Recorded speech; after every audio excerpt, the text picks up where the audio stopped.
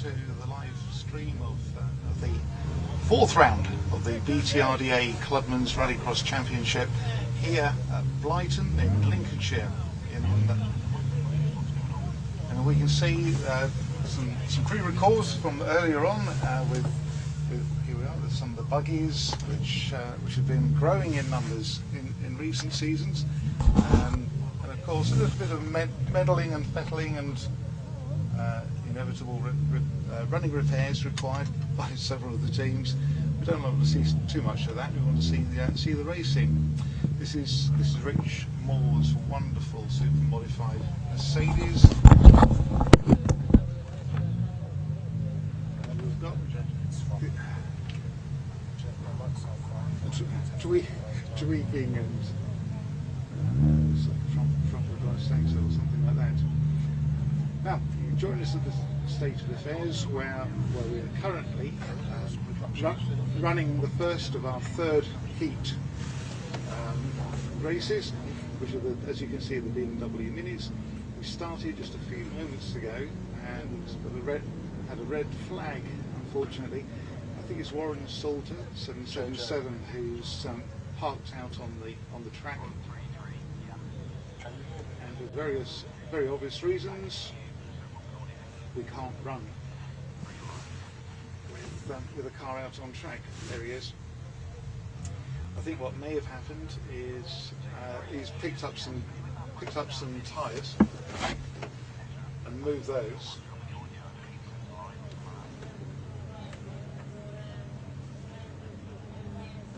So Warren made it safely out of the car. You can see him on the left-hand side. I've not changed it from the last time we tested it. Not sure if all four of the wheels are facing the right ways. No, we're not. It's got the correct line.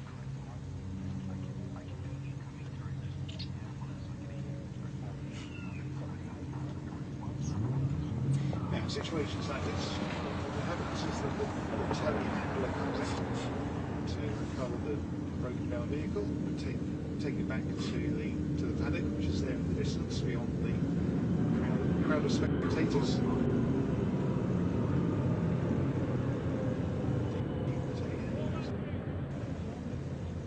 The driver living some childhood dreams, I dare say.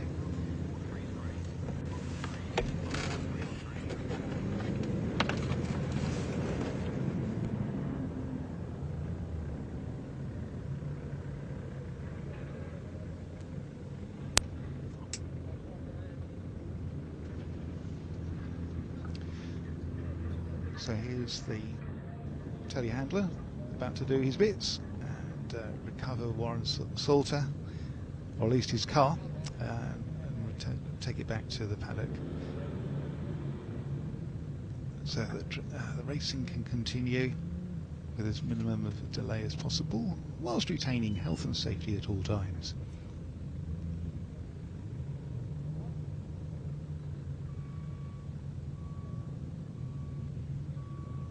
The telehandler has quite a lot of responsibility there. Whereabouts on the car does he put the tangs of the telehandler, the prongs, to ensure that the car lifts up safely and doesn't then tip off? We've seen that over the years on one or two occasions, but that can cause a lot more damage than stop the car from running in the first place.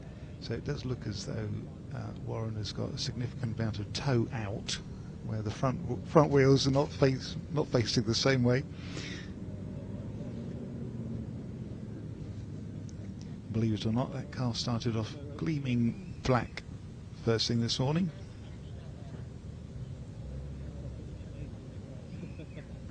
We have had just a sprinkle of rain briefly during the course of the morning.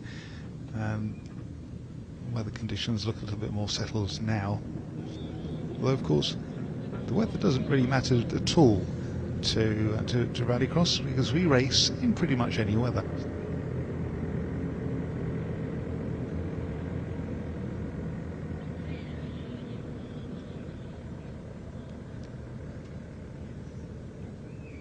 I dare say that Warren has got a fair few spares back at his garage, so that the necessary repairs could be made, and we would hope to see worn out in one of the finals a little bit later on this afternoon.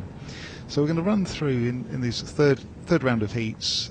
Everyone has some seat time on track, racing with other similar vehicles in the same categories. Once the third and indeed the fourth round of heats are finished, then some calculations are made as to who's qualified for which finals. We do have significant numbers of minis and classics and FIA cross cars, meaning that we're likely to see B and A finals in those categories, and possibly the super modifieds as well. So we'll wait and see what happens during the course of this afternoon. If we have B finals and A finals in the same category, then the winner of the B final goes through to join those in the A final at the very back of the grid.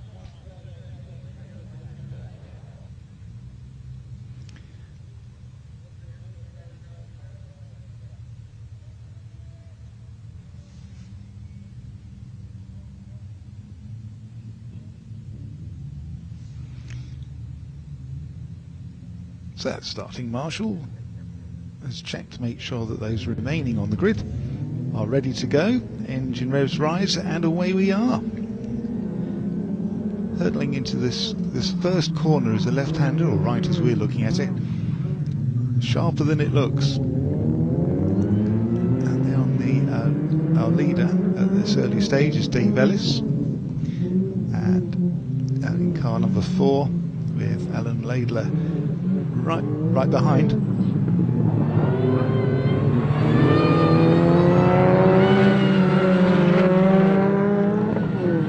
Wiggle round, and Lynn Llewellyn, who's joined us from the world of rallying, is currently harrowing Alan Laidler as they come into the top corner, this sort of sharp hairpin bend. And then a final drag to the last corner, which Dave Ellis is taking now.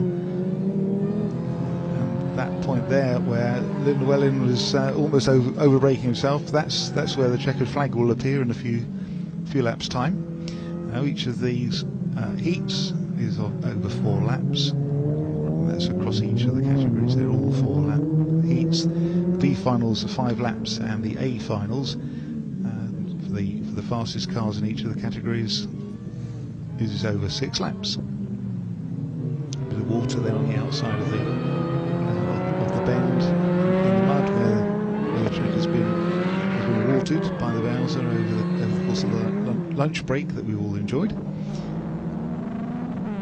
If you haven't enjoyed it, that's your own fault for eating the wrong sandwiches. Right, so we're coming up towards the end of the second of 4 laps here, with Lynn Llewellyn looking to haul in Dave Ellis, our early leader. Dave there has been racing in Rallycross for several years now. Proctor's sponsorship emblazoned on the side, which of course relates to Kevin Proctor, who for many years raced in the supercar category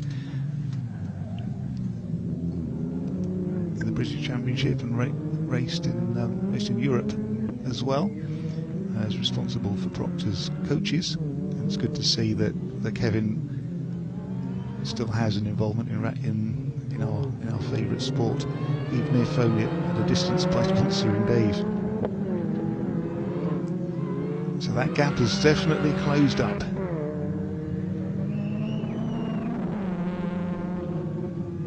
Now all of these cars are very, very similarly specified and built. The scrutineers keep a very careful eye on who's doing what, and yes, Lynn was able to get a tighter corner, and it looks like he has just pipped Dave Ellis into that last corner as they start their last lap. Dave Ellis is on the left here, hasn't given up. He's now hot in pursuit. That left-hand bend, that first corner, this keeps on going on and on and on to then finish on that very sharp bit before now heading onto the loose. Rallycross has always been, continues to this day, racing over at least two different surface types. At this point, it's the well-compacted, familiar tarmac of the circuit racer, but also with a variety of types of loose, from shale to chalk to mud.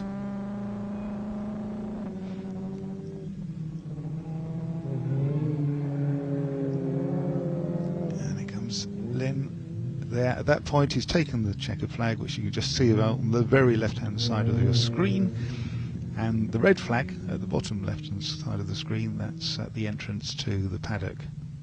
So if anyone has missed the checkered flag, which they could do because they're looking on the over to the right of our screens as they come around that corner, the racers should see the red flag, which means racing has stopped, and then they return back to the paddock. Interesting mix here, looking at the crowd of drivers, friends, families, and general rallycross nuts. That's what we like to see. What we find with rallycross meetings is the public is always made to feel very welcome, and we have the situation where people can walk around. They're very welcome to walk around the paddock and have a look and see the cars close up. Ask the drivers or the teams about the cars. Find out how to join in on the sport themselves. Clearly, this is the area for people with very good eyesight, a little bit further away from the racing. And rallycross is a sport for all the family. We've got children and dogs in there. So, with the goodly number of BMW Minis entered for this particular round, of round 4 of the 2024 BTRDA Clubmans Rallycross Championship, means that we're not only having the finals in two goes, but also each heat, the entry of cars is divided up, so that people are not necessarily racing against each other all the time, and means that we don't have a grid of 10 or more cars all on the track at the same time, which the license wouldn't allow us and wouldn't be a safe thing to do. But instead, the cars are divided up, and we've seen the first lot of minis, and we're about to see the second lot of minis.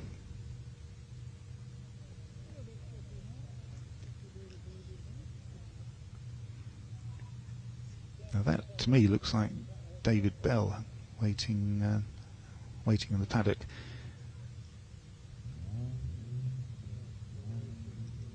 And we'll be seeing David in his Mini, a bigger version, an all-4 Mini running in 2-wheel drive. We'll see him in the super modifieds in a short while. But now on to the business of the moment, which is the second heat of minis for round 3. Another 4-lap heat for you. Ben Sayer in the blue and white car on the pole position, who has maintained that first position. It's always tricky here at Blyton. The pole position doesn't necessarily seem to be an advantage. In that first position, the pole position is on the rough concrete, which isn't as grippy as the main tarmac on the track. So perhaps whoever's at the outside of the track might have an advantage. But in this case, we've got Ben Sayer.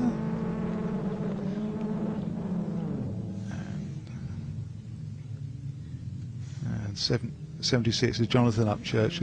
It's good to see the green and yellow minis of the Upchurch clan back with us. This is the first time they've been racing this year after somewhat of an hiatus over the winter.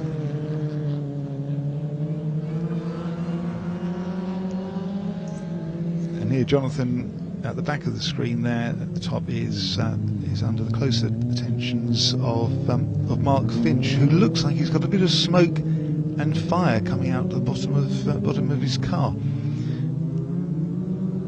Now see, there goes Ben Sayer off in the distance.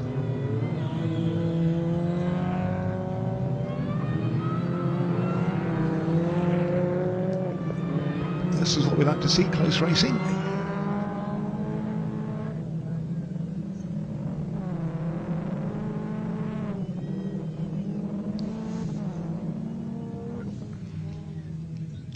So 69 is Harvey Harman in the blue car, and Jonathan Upchurch 76 close behind.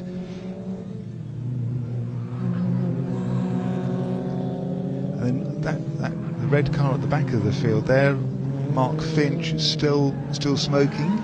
Is there any sign of fire underneath? It might be that Mark pulls into the paddock. Yes, he's slowing right down at the back of the screen there. Back to our leader, Ben Sayer, who's had quite some success last season and this in his Mini. And of course, there's a question of where Mark Finch has had to retire with the fire coming out of the car. Has he dropped oil on the track, which would then make it a little bit lively, rather slippery, for those who are still out there? Doesn't seem to have slowed our leader Ben Sayer down as he cocks up his inside rear tyre.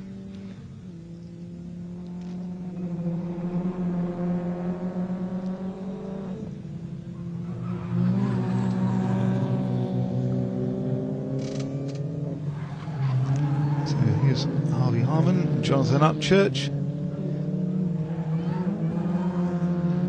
Now Ben Sayer's really stretched out quite some lead there. That's quite impressive considering how closely specified these cars are. You can see the suspension's having quite some work out over the loose surface, as to be expected. A lovely camera angle there. Seeing the cars powering away towards us.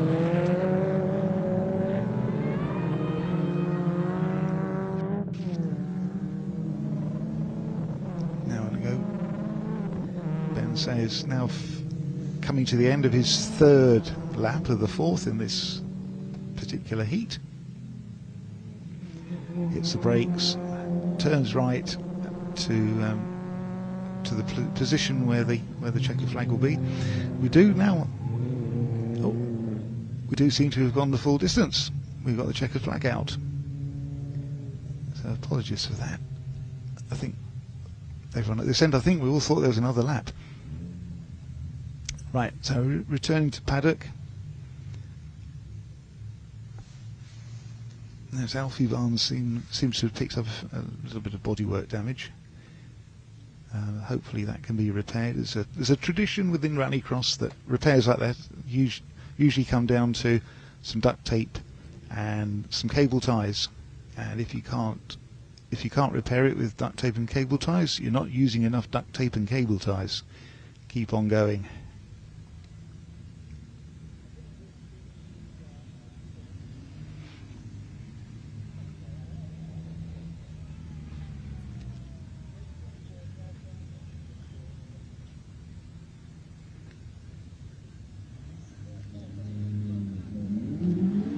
They say on the adverts you can't get quicker than a quick fit fitter, but frankly the mechanics working in the paddock here will show them how it's really done, particularly given that they're working under dirty, sometimes damp conditions against the clock to get the boots changed, put some new tyres on, and away they go.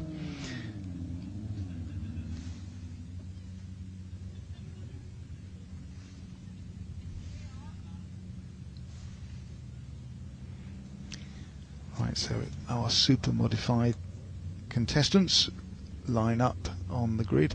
Over on the right hand side of the grid there is Gary Cook in his rear wheel drive Fiesta. Yes, a Fiesta that you buy from the shops is always front wheel drive, and in his case it's been converted to rear wheel drive. That's one of the modifications that's made it a super modified car, and being on pole position here can be a bit of a disadvantage because he's starting on the loose concrete on the right hand side there, from where there used to be an air base back in World War II. And the other thing is, not only do you have less traction, less grip on the concrete, but also Gary and Cameron Whitley behind him have then got to sweep the wrong way to get back onto the tarmac in order to miss that set of tyres over on the right hand side in the foreground as they go into turn one. So in the centre of we've got the white car with the black bonnet of Corey Paget, and sweeping round beautifully Rich Moore with his Mercedes, followed by the diesel-powered Volkswagen Polo. Yes, you heard me right, diesel-powered Polo in second, and then everyone else seems to be in third. Okay, so it's Corey Paget.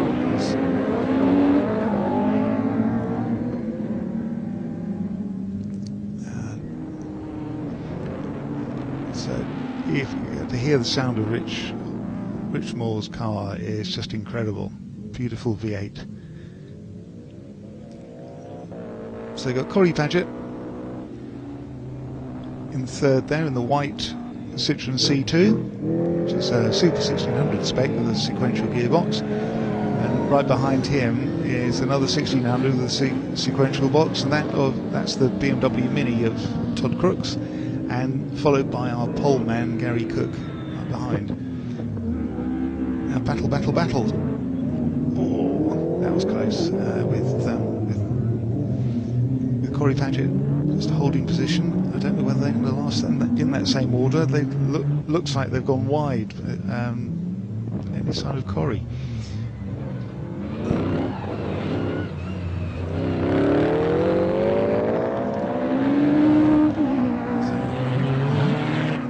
There's all sorts of things going on here.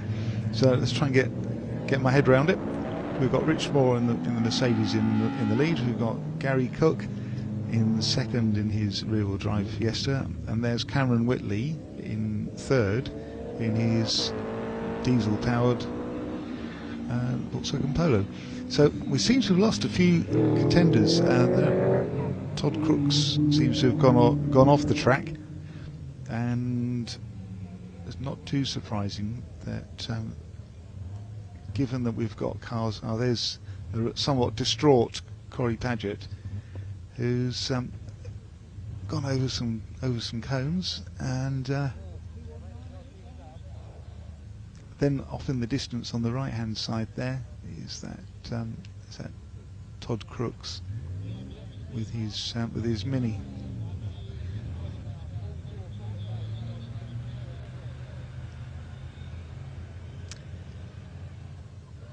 Yeah, there's Todd. We can't see Cameron's car from here, but he would be off in the distance on the left-hand side. And in case you're wondering, that's one of the Marshall's cars, the Ford, parked on top of the ramp that we used to use as part of the Rallycross track, but for this season and last is not. There is Corey Paget walking away from his car. That's going to need recovery.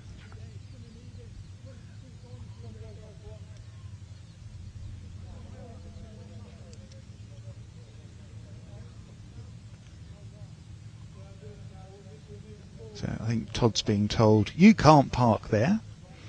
And there's Corey Paget talking to one of the Orange Army, the wonderful volunteer marshals without whom we cannot race. And a big up for the guys and girls who give up their spare time so freely with in order that we can go racing, come rain or shine.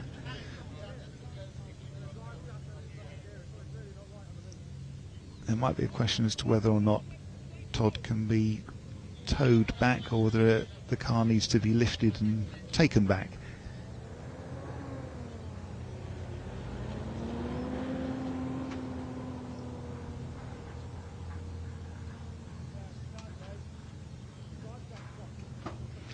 Here we go. Telehandler time.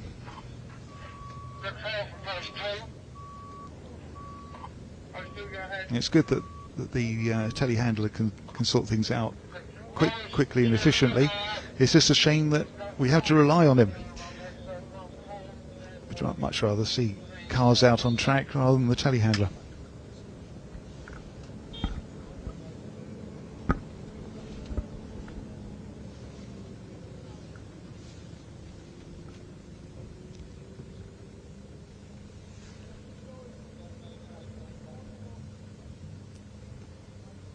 It might be another steering issue that for Todd. We saw one earlier on, but I'm not sure the front wheels are aligned properly. The problem is that with these super modified cars particularly, they're so specialised with lots of go faster bits that when things break, it's not necessarily straightforward and easy to repair.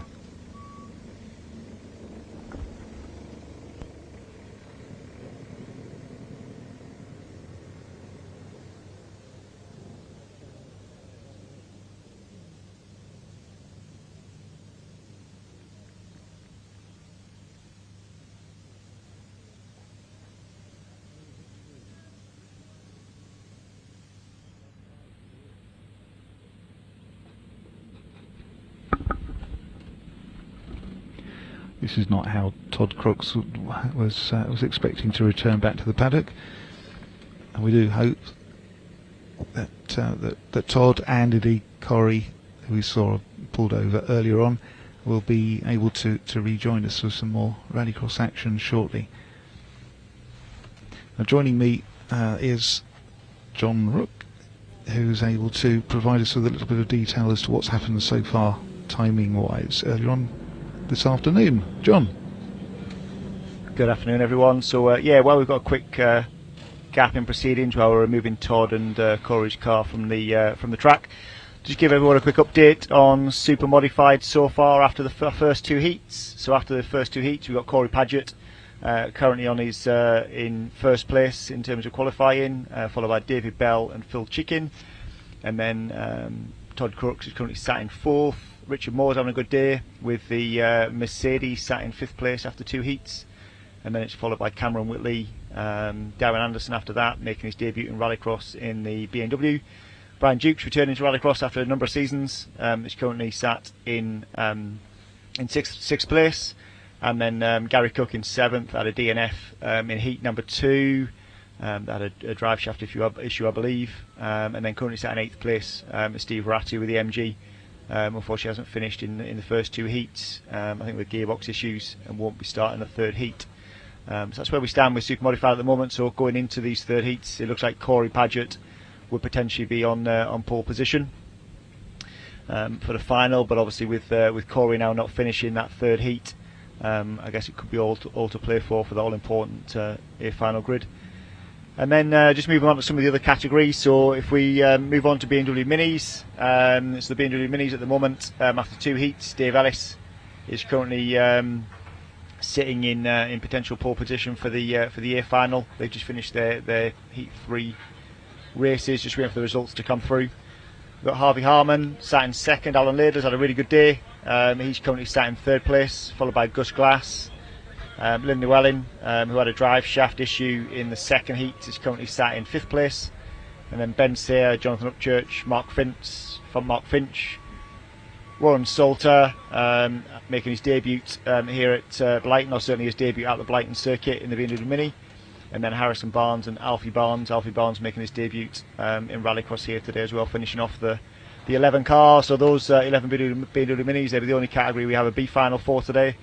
It'll be a 3-car B-final, and then the first 2 will go through into the back of the A-final grid. And then just looking at the cross car category, so the FIA cross cars, we've got 8 of them here this weekend. After 2 heats, it's been Richard Rees that's currently got the current pole position potentially for the final going into these 3rd heats. Him and David Kane have shared the 2 winning heats so far. Richard Rees getting a slightly quicker time on heat 1 with a 3:53, and then David Kane with a 3:54 in heat 2, and then it's followed by Gareth Greer. Lewis Gatt having a really good day in 4th place, followed by Stephen Burke, Ross Watson making his debut in Rallycross and also debut in the cross cars. James Constantine, who switched from previous being a junior, he obviously ran the All 4 Countryman, making his debut here today in the cross cars. And then Aled Davis, the Welshman, picking up in 8th place at the moment, again making his debut in Rallycross as well. So cross cars having a really good day going into these 3rd heats. Yeah, we'll hand back to Steve. Not sure what else is. I've not been looking at the circuit, so I don't know if we're ready to go again. But yeah, we'll give you an update on the minis after their heat 3. I'll get the results for that and give you an update on where they are. Well, thanks very much, John. Appreciate that. Thank you for the updates. At the moment, it does look as though it's more of a sprint competition for the telehandler driver. He's been very active. It's necessary to recover Corey Paget's stricken Citroen C2 Super 1600 with the telehandler rather than it being towed.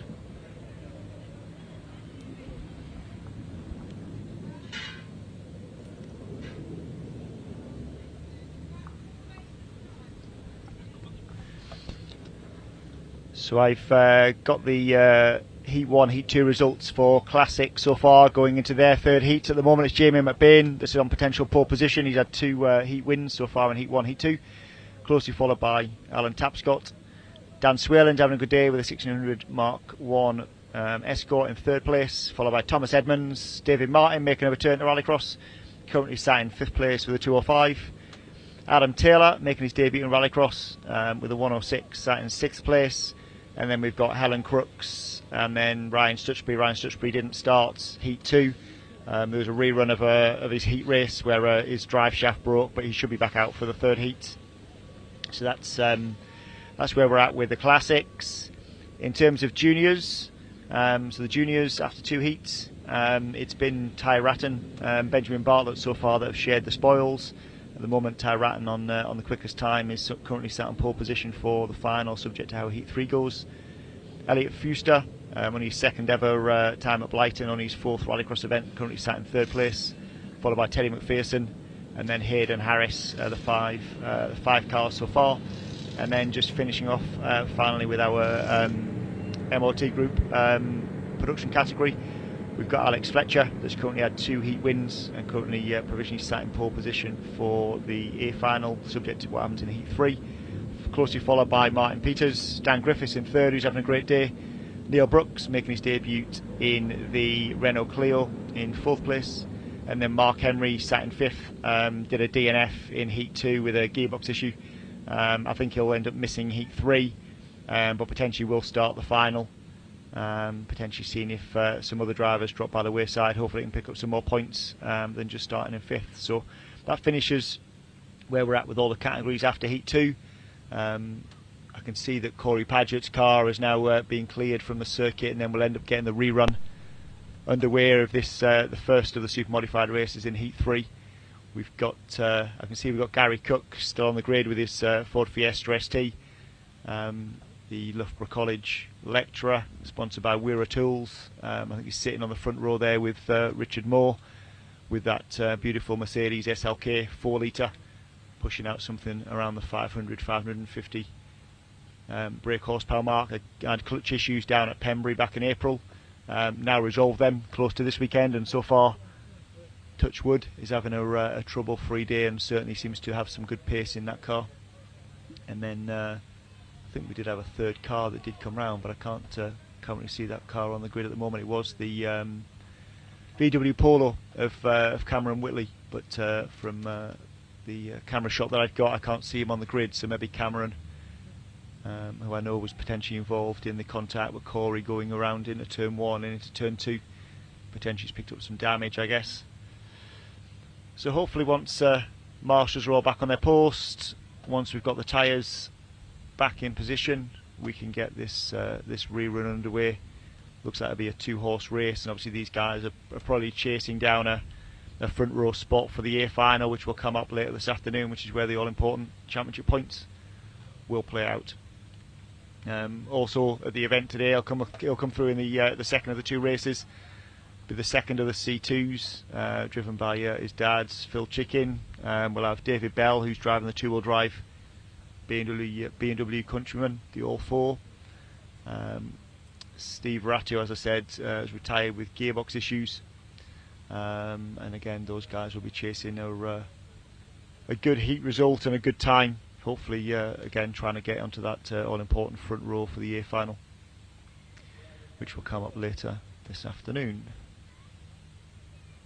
I'll hand you back to Steve, just briefly. Thanks again, John. Of course, these little unexpected gaps do give some people an advantage, and that is if they've already picked up some damage from the earlier heats, they've got a little bit more time to get themselves sorted in time for the finals. But as soon as we are able, we'll see the rerunning of this particular super modified heat.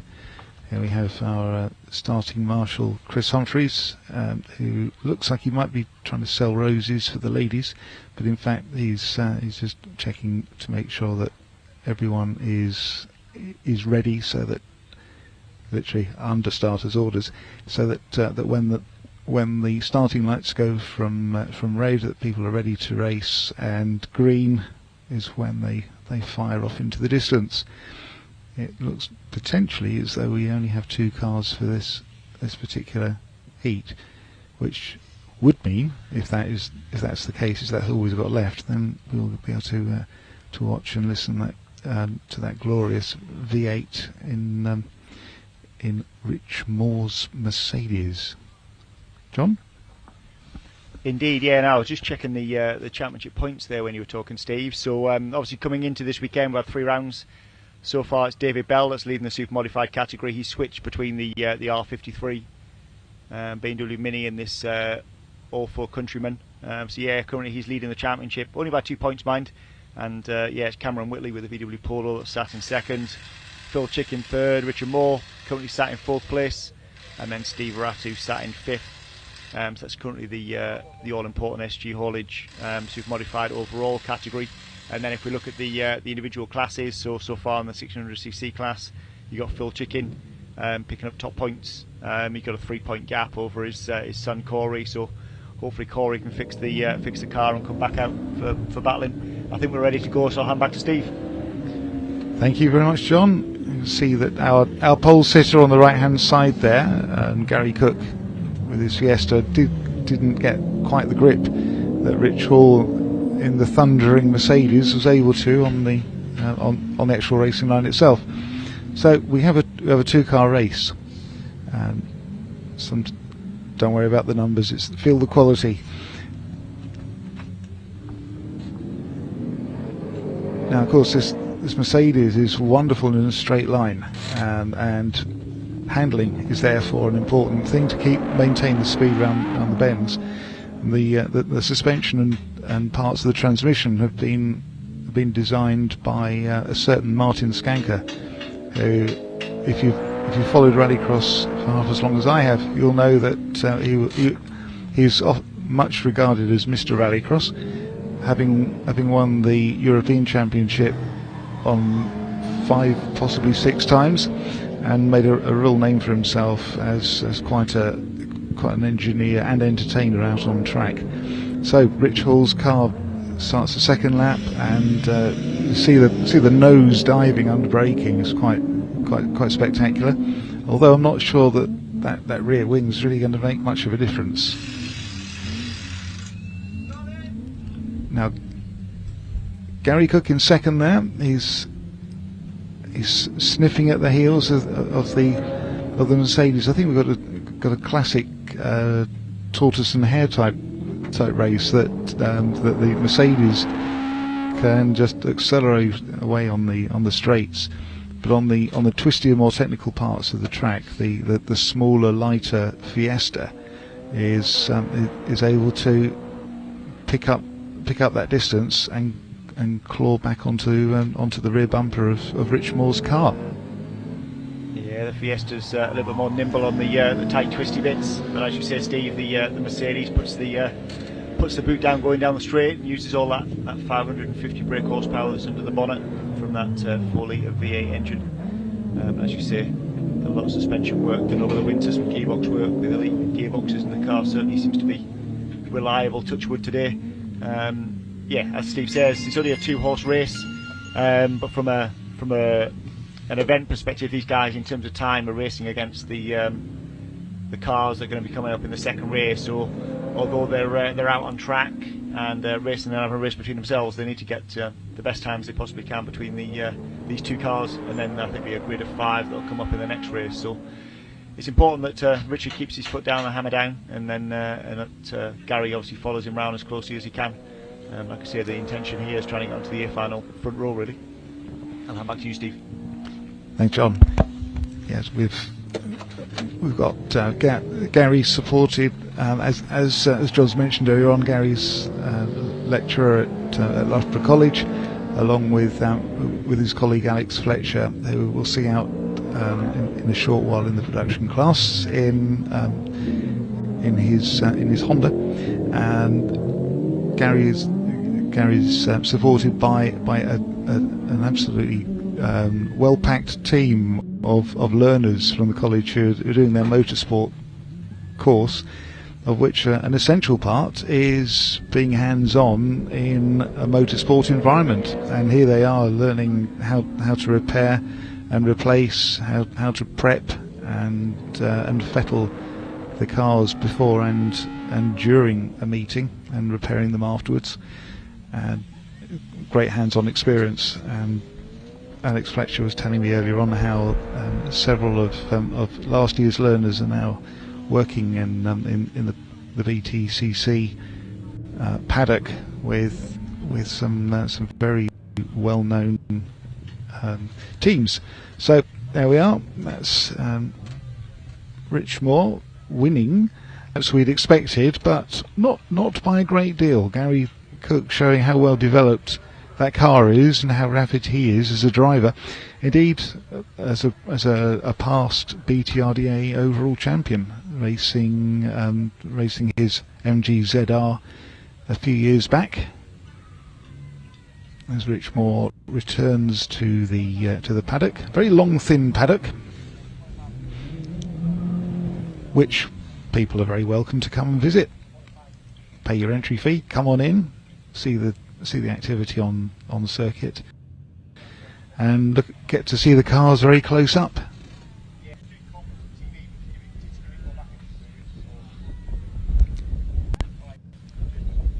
Here we have some hands-on repairs.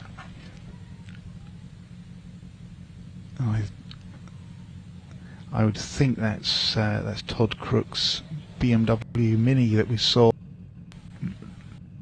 not able to finish his particular heat.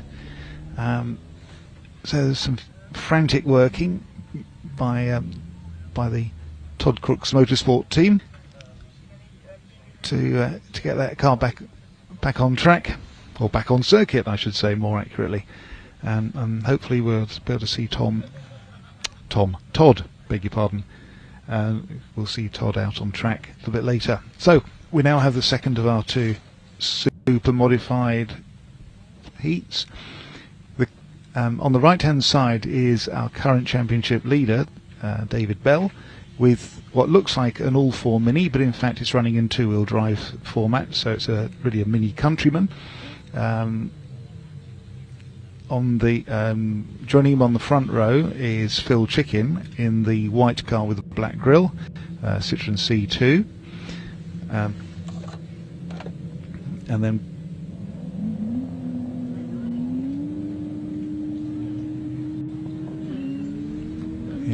car. Right.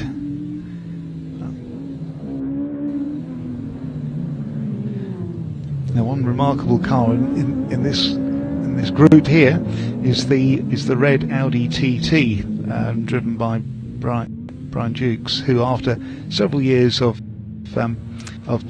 helping out on spanners and holding on to motorbike and sidecars on his return back to Rallycross, which is good to see. We have a yellow flag being waved in the background. Now, is that one of the cars that stopped, or is it a cone that's been moved out of position?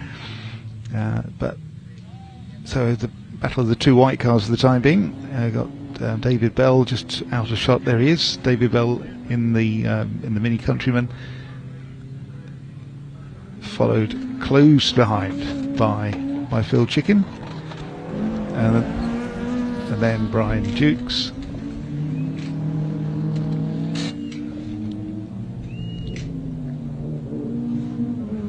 Good. So I'm back on comms. So we've got David Bell taking up the lead at the moment in the all-four Countryman, or not quite all-four because it's now a two-wheel drive version, and then he's being pushed hard by Phil Chicken. So between the two of them, David Bell at the moment was currently higher at the leaderboard in terms of qualifying for the A-final, so I think this will keep David Bell on the front row, which is a good result for him. Third place, just so you can see the distance there, is Brian Dukes, as I say, making a return to the sport. It's got to be at least 5, if not 6, if not 7 seasons since we had Brian out, but I know the car's had a complete refresh, repaint, brand new turbo, overhaul of the engine, and a complete refresh and refurbishment of all the suspension as well. So Brian, I'd be hoping for a good return to the sport. And then in fourth place we've got Darren Anderson. He was here for the test day back in February, but actually making his debut in Rallycross here today, and that's a car that he shares with two other drivers who did alternate and share the car back at Pembury in April. So, and I think that's a plan for September, and then I think Darren potentially is doing the Lyddon event, and then I'm not sure which one of the drivers is doing the October meeting. By all accounts, it's pretty much a rally car. I know at Pembury was quite a strange and unique situation where the car was actually driven to the event and away from the event without the trailer and just driven on the roads, which is quite unique in rallycross terms. But well, it certainly is these days. I think they were fairly brave to do it. I think they've learned potentially their lessons, and they did actually trailer it here today. So yeah, but anyway, back to the front. We've still got David Bell up front with the Mini. Phil's keeping him honest. Small gap between the two cars, and like I say, in terms of time and performance, these guys are actually trying to get a potential better time than what the other race did that Richard Moore went and won, because those positions and the points could potentially play an all-important part in who starts on that front row of the grid. Now both David and Phil seem to have pulled out a lead over the rather smoky Brian Dukes. That's the car, not the driver. Although that's actually a feature of the car, it's been rallycrossed for over the last 15 years, on and off, mostly off in recent years. It's always been rather smoky.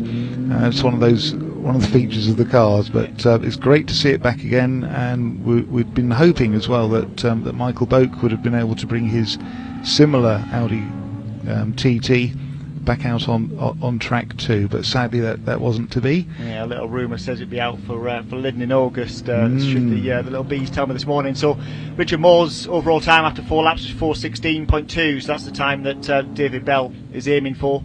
And coming across the line, he's actually done a 4:10.5, so 6 seconds quicker than the Mercedes. Phil did a 4:13.8, so again both Phil and David were ahead of the Mercedes, so they're picking up first and second positions in terms of time, and then Richard Moore would be classified third, Brian Dukes fourth, and you would have Darren Anderson down there in fifth place in terms of heat times. So yeah, good results from the super modified boys. They've got their A-final to come. It'll be a 10-car A-final, so that should be fun towards the end of the day. I think we move on to the cross cars next, potentially. Waiting to see which grid's going down to the grid. Yeah.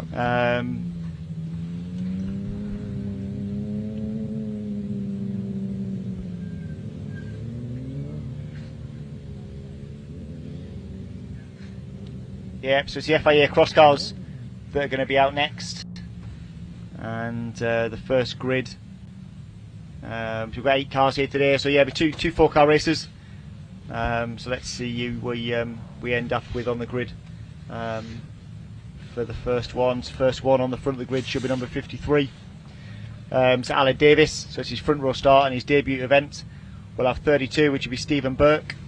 721, which is Gareth Greer, and then 424 Lewis Gatt. So really competitive 4-car grid with these FIA cross cars. Got 8 cross cars here this weekend.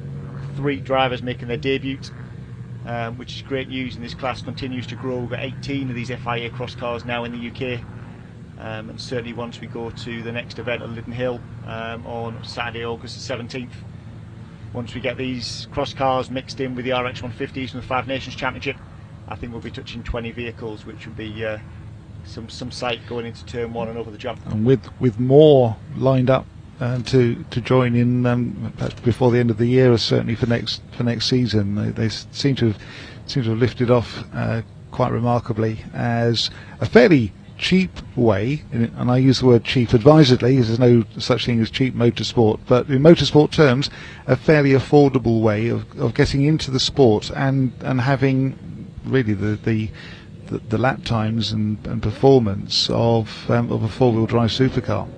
So it's so they're under starters orders now. We've got 53 on the front row, Aled Davies. So let's see if he makes a decent start. I think it is Aled in the blue car that's making the way down into turn 1.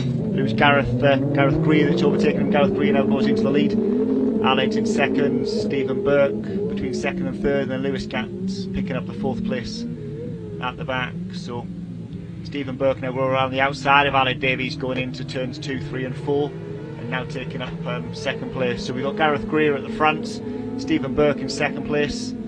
Stephen Burke's in the one of the Yakars. We've got Gareth Greer at the front in the one of the Speed Car Wonders. We've got Speed Car Wonder in third place with Aled Davies, a Welshman making his debut in Rallycross this weekend.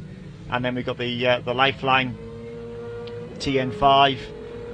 So 3 different manufacturers in the 4 vehicles on track, and you've got Lewis Gatt in 4th place. So yeah, good competitive grid of cars, and the times on track for these vehicles, these 4, are up against the other 4 that are going to come up in the second race. So it's all important they keep their foot down. I know in the second race that's coming out, we're going to see Richard Rees and David Kane meet for the first time, and those guys are the 2 leading time positions and point scorers after the first 2 heats. So that should be a cracking race. But coming back to this one, we've got Gareth Greer still at the front. Stephen Burke seems to have settled himself down in second place. Lewis Gatt's now got past Aled Davies into third, and then Aled Davies picking up 4th place. And as Steve says, they're a really competitive vehicle, power to weight. They're only 420, 430 kilos in driver. In terms of performance and lap time, they're the same as what you'd find in a supercar, but at the fraction of the cost. We've seen the numbers grow, so we've quadrupled the numbers in 12 months for this event in the senior cross cars, and our next intentions, certainly from BTRDA Championship perspective, is to get the junior cross cars up and running. So we've currently got 1 of these in the UK. Hopefully that one will be raced soon, and I think once we get a couple of these vehicles off in the UK, I think the numbers will start to move and again grow from a junior perspective, which would be great to get the juniors and the seniors at the same meeting, same event. John, what for those listening, can you explain what the difference is between the junior spec cross car and the adult, the senior ones that we're seeing on track at the moment? Yeah, no, of course. In terms of chassis, both identical. So we've got an FIA chassis, any one of 14 different manufacturers in terms of chassis themselves. The junior vehicle uses a set standard 1 homologated engine, so it's an MT-07 engine with a tightly controlled ECU, which limits the vehicles to around 90 bhp. So very similar to what the road cars that they use from a junior vehicle perspective. Slight difference in weight. I think they're about 20 kilos lighter in driver from a junior perspective. That's the main differences. The senior cross cars, same chassis, but obviously these vehicles have got again one of anyone between 14 different manufacturers can be used. At the moment in the UK we've got 5, but the senior vehicles can use 3 different homologated engines by the FIA. Majority of them choosing the 850cc version, and then in these senior cross cars the drivers have got a choice. They can either go down the full FIA ECU route, and then they're placed in an FIA ECU class within this category, or they can use the free and open ECU along with the rest of the vehicle. So drivers do have different options. So yeah, we can see the flag comes out there, so great win for Gareth Greer. We've got Stephen Burke not too far behind in second place, Lewis Gatt pushing him hard in third, and then Aled Davies coming home in fourth place. And very quickly we'll turn around to the next race, where I know we'll get the 2 leading protagonists both in the championship, and also after heat 1 and heat 2 we'll have Richard Rees and David Kane out onto the grid. We'll also have James Constantine, like I say, making his debut in the cross cars, former junior driver. He's also been driving the one of the All 4 Minis early this season, now switched across to the Life TN5 version of the cross cars, and we know he'll be doing the rest of the season in that vehicle. We've got 71, which will be Ross Wasson in the Speed Car Wonder, and Ross is making his debut here today. So yeah, 4 vehicles should be turning up to the grid, and yeah, there should be a great race certainly between David and Richard Rees, and hopefully James and Ross can keep them honest and push them round, and then after that we will move into production. But yeah, later on in the day they'll have their A-final, where we'll see all 8 of them all together going down into turn 1, which should be a good sight. Always a slight worry then when we have such close racing with essentially open-wheeled cars. We don't want to see anyone tripping over another competitor, but these guys know what they're doing. But then in the heat of moment the red mist can descend, but we would hope and expect to have a disciplined race where speed and times are of the essence. They are indeed, and yeah, the results of the previous race, you got Gareth Greer, 3:57.4, fastest lap time was a 59.4. So that 3:57.4 is the time that David Kane and Richard Rees will hopefully be hunting down. Stephen Burke was 5 seconds behind Gareth. Then a second behind that was Lewis Gatt, and then Aled Davies was 14 seconds behind as we go to green. And off they go. That mad scramble for the first corner, always such an important thing in rallycross, whatever the category. It is indeed. It looked like it was James Constantine making a great start down into turn 1, and it looked like it was him that was leading them the way, and then it was Richard Rees, but Richard Rees now got past going onto the loose, so Richard Rees takes up the lead of this race. James Constantine, apologies, is in second place, and then we've got Ross Wasson in third place. And then, that's going to be slight change then. So then it was David Kane that was just getting past. So it'll be David Kane that wants to try and hunt down and challenge Richard Rees, certainly when it comes to that front row of the grid. But James Constantine's done his best race so far today, currently in second place and staying ahead of understeering. James, I don't know if something broke then, but James turned right. Didn't want to go right and went straight on. So maybe he's just carrying a little bit too much speed, understeered. Too much speed, and certainly understeered across the last turn. So fingers crossed, there's no damage and no reasons for that. But James has carried on and picking up fourth place in the race. Now the temptation where something's happened, either you've made a mistake or something's not quite right with the car, and you lost ground, is to then overdrive, where you're just putting in trying to get too much performance out of the vehicle, and in doing that, throw the car around too much. You can end up being out of shape and losing time rather than gaining it. So there's always a good balance needed between being competitive and being relaxed. Yeah, in the previous race, Gareth Greer's fastest lap time was a 59.4. So far, after 2 laps have been completed, Richard Rees has now done a 59.4. So the times are very, very close. It's going to be interesting to see if Richard Rees, is currently leading this race, can pick up fastest time between the 2 races. So yeah, Richard Rees is up front. Richard Rees is up front. We've got David Kane chasing him down. Ross in third, Ross Wasson in third, and then we've got James Constantine in fourth. But we've got a red flag. We've got a red flag out for some reason. Didn't see a incident or a reason, but we'll try and get some information from someone can advise on why we're down to a red flag. But it'll be a full restart because the oh, just hearing that there is we've got a canine on the track. Someone's let their dog out. Who let the dogs out is the question to be asked. And well, yes, little wonder that the race has been red flagged. Hopefully they can find. Oh, thank goodness for that. Right, so the dog has been retrieved, and then someone's got to own up to owning the dog and the embarrassment of letting it loose. Oh yeah. Yeah, that's mine. Sorry. Well, we're not used to having streakers on rallycross circuits, canine or human, and frankly, we don't want either.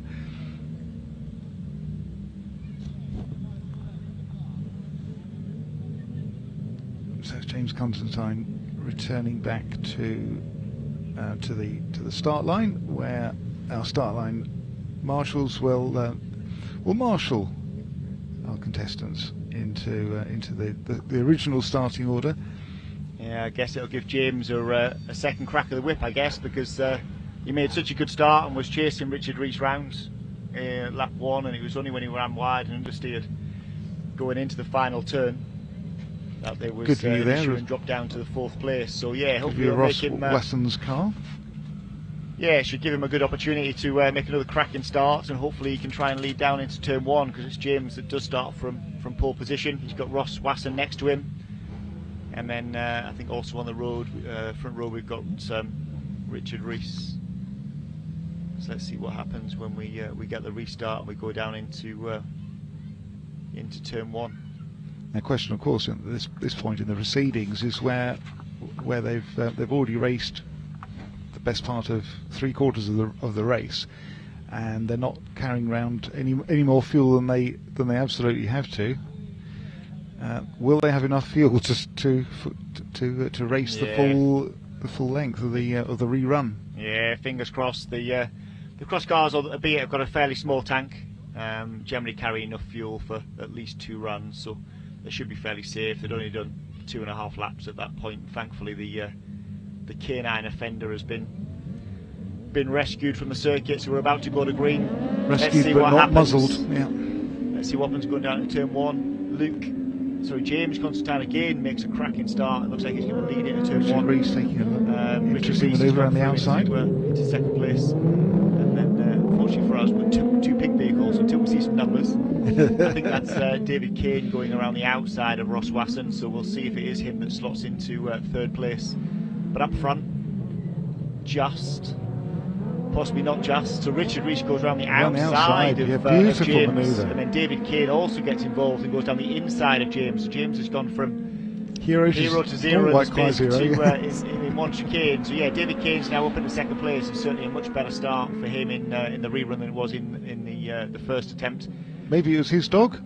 It might, maybe that's a strategic thing to get the restart. Send the dog across the track, and we can see in the distance it looked like Ross Wasson has actually stopped. He's got an issue and stopped. So yes, we've got James Constantine in 3rd place. David Kane is in 2nd and chasing down Richard Rees, and between those two, it'll be between those two that go into pole position for the A-final when the A-final comes up later today. So it is important for which one of those guys does go and win this race. Albeit they are racing against the time that Gareth Greer set in the previous race, so we'll have to see after 4 laps how we get on. because it is a full restart. So in terms of laps, we're only on lap number 2 at the moment out of 4. And it is Richard going through the chicane there, just on the other side of the loose, chased down by David Kane, and then James Constantine. Red flag by the sounds of it, I think because of our stricken car. Mr. Yeah, I Wasson. think Ross Wasson is parked in a dangerous position. That would be it. On the penultimate turn. So yeah, we've got a red flag. So it'll be a red flag back to the grid, and again it'll be a full restart.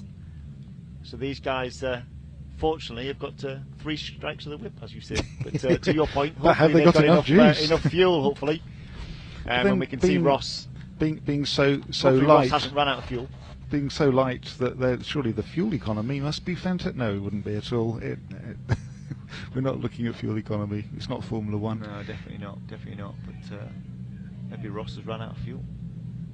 Well, that's anyway. that's Whatever always it a is, possibility. hopefully it's fixable for Ross. Like I say, it's his debut event in the Speed Car Wonder, and he's now discovering just how heavy it is. I know he has committed to the rest of the season, which is great. And like I said, with new drivers coming in, and there's more new drivers due to come in between now and the end of the year, and with 18 vehicles in the UK, I guess a bit of wishful thinking and touch wood, we could well get to 20 vehicles by the end of the year at Knockhill, which would be great. And I know there's certainly some more Irish drivers especially that are looking to come across the Irish Sea and come across to Knockhill, and there seems to be a significant amount of interest from other drivers in other disciplines, mainly in rallying, that seem to be certainly attracted by these vehicles. And these vehicles are not only suitable for rallycross, these vehicles are suitable for single stages, single venue rallies, which they've been doing. They can also do some hill climbing, they can do sprints, and they can also do autocross as well. So they're a pretty versatile vehicle, and they're fully FIA legal as well. If you've got a fully FIA compliant chassis, engine and ECU, it does mean you can use these vehicles anywhere in Europe, which is again another fantastic selling point, and does enable these drivers to go and compete across the water. I do know that 2 of them, I think it was David Kane and Gareth Greer, that have actually registered for the Nordic Rallycross Championship, and I think that they plan to go across there and do at least 1 round before the end of the season. But for the time being, they're fully committed to the BTRDA Championship, and like I say, it's fantastic to see these numbers grow and quadruple year on year. Absolutely. I was just watching as Ross Wasson's car was being checked over and now ready to be towed. I wonder whether it's a gear selection problem. They were looking at the rear part of the where the engine is and where the cutout of the bodywork is, which is, as memory serves me, it's where the gear selector goes. That he might have ended up with a box full of neutrals, as Murray Walker would have said, perhaps. Yeah, indeed. Now, I was just reviewing where we're at for championship points, so it's even more important for Richard Rees to have a good weekend. Richard Rees currently is jointly leading the overall BTRDA Championship with Ben Bartlett, who's a junior driver. So yeah, it's very, very important for him to maintain some good, strong finishes in terms of points and points positions. And then if we look at the actual cross-car category itself, Richard Rees is leading that cross-car category at the moment. Jack Newman currently is in 2nd place. Jack's not present this weekend, using it as a drop score, but he'll be back for Lydden Hill onwards. Gareth Greer's currently sat on in 3rd place in the overall category in the overall championship, and then we've got Max Weatherly that's also missing this weekend. His dad's off rallying this weekend, so hence the missing for Max. But again, he will be doing the rest of the events from Lydden Hill onwards. So Max is sat in 4th place, and David Kane in 5th. So with a couple of drivers missing further up the points tables, it means the likes of David Kane, Stephen Burke can move up the points table, which is great news for those guys. And then in terms of the actual classes themselves, Richard Rees is leading the cross-car class for vehicles that have got FIA ECUs. And currently Jack Newman, that I mentioned, is not present today. Is currently leading the non-FIA ECU class, followed by Gareth Greer, and then David Kane and Stephen Burke. So it looks like that rerun, the drivers, it looks like they've been permitted to go back to the paddock and refuel. They'd already done a significant number of laps then, so they've been allowed to go back to the paddock to refuel. And on the grid at the moment, I'll hand back to Steve. We've got the production category, and I can see on camera there we've got Martin Peters with his Citroen Saxo. We've got Neil Brooks making his debut, I think possibly at Blyton as well, but certainly making his debut in the Renault Clio 182. We're going to have a missing car in this one, so we won't have Mark Henry. Like I say, he's got a gearbox issue, but we will have Dan Griffiths in the C2. And then I think on the back of the grid we've got Alex Fletcher with the Honda. So a 4-car race, and I'll hand back to Steve, who will kick them off the line. Thank you, John. So our runners and riders are ready and waiting for the inevitable green light. There's Martin Peters in pole position nearest to us. He's had some superb performances already this season with that little Saxo. Not the biggest engine, but for handling and for power and weight, it's on the money. So we've got Martin there and then in third there we've got Alex Fletcher in the sister car to Gary Cook's Fiesta ST that we saw earlier on, also sponsored by Wearer Tools, and in third we've got Neil Brooks, and Daniel Griffiths in his C2 is currently in fourth. So there's a bit of a blast, bit of a burn up for the into the last corner of this first of 4 lap heat, and Martin Peters maintains his lead, but not by a great deal. Alex Fletcher trying to use the greater power. No, he's not. That's beg your pardon. Sorry, Neil Brooks. It's your Clio. And Martin Peters, a little bit of smoke there from the front of the car, which might just have been the tyres spinning up on the inside there. Oh, Neil Brooks has. We've got tyres. The tyres seem to be moving around an awful lot. We've got Neil Brooks has now pulled back onto track in fourth position. Let's just see if he's picked up any damage, apart from a floppy driver's door mirror. Seems to have survived the experience relatively intact. Hopefully, steering geometry and such like is unaffected, and the race can continue. Just all therefore depends on where the tyres have been shifted, because we had quite a tumble of tyres. But Alex Fletcher will say thank you very much. I'll be off and make up. Oh well. So our Martin Peters bouncing over the loose. That little Saxo, there's not much weight to it, and does tend to get a little bit airborne over the bigger bumps. And they're sort of stretching his lead. Look at that, with Alex Fletcher and the rest of the field at some significant way behind now. So Martin's picked up a few heat wins already this season, and whilst the cars are all in the production class, there are subclasses depending on the engine capacity, and Martin's in the lower engine capacity subclass, but you wouldn't know it from looking. He'll stretch out a significant gap over the rest of his competitors.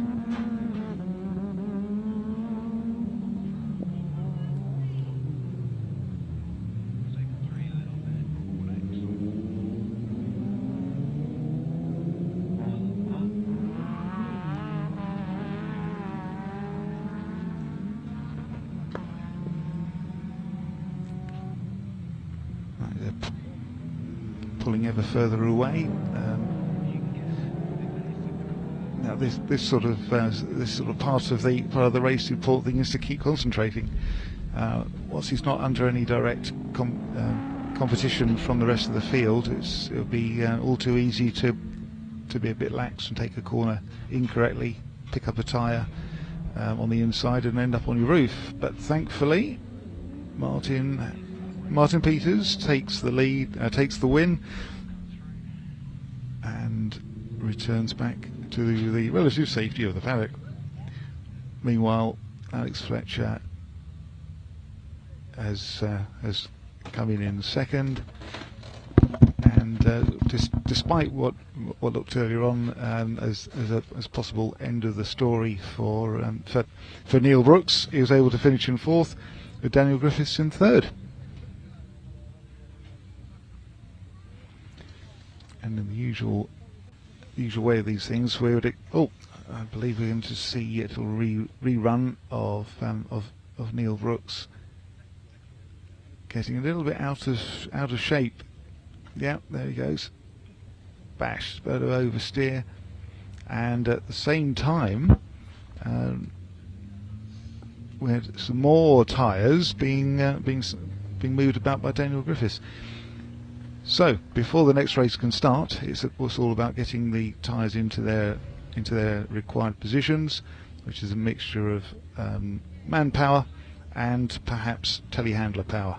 But we'll see. Hopefully our ever-willing marshals can get things sorted out quickly without the need for the telehandler. But this could be the call going in to say, we need the telehandler, please, because there are quite a few tyres in two lots that are needing to be relocated. John, have you got some updates for us?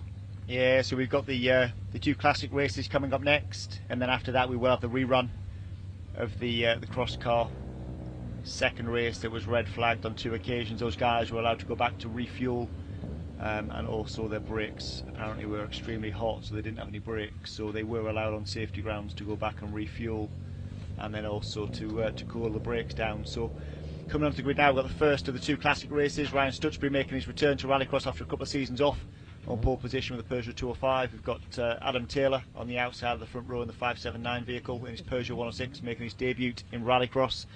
Having a great day so far in that little green machine. And then we've got David Martin starting in 3rd place on the 2nd row of the grid. And then on the back row of the grid, Alan Tapscott will be hoping to come through with his beautiful Mark II Ford Escort. And also demonstrating that you don't have to have a green Peugeot in order to race in the classic class. Absolutely not. And one vehicle missing from this race is 170. So Darrell Ambrose had clutch failure. I think it was in practice, certainly before Heat 1. So that would have been the 5th starter in this race. And then there'll be a second race coming up a little bit later. So after this race, where we'll see the likes of Jamie McBain, Thomas Edmonds, Dan Swayland and Helen Crooks, and then we'll have the rerun of the cross car race, and then the final race of heat number 3 will be the juniors, and then there'll be a short interlude where we potentially will get some replays and some paddock action, and then the grids will be formed and done for the all-important championship finals.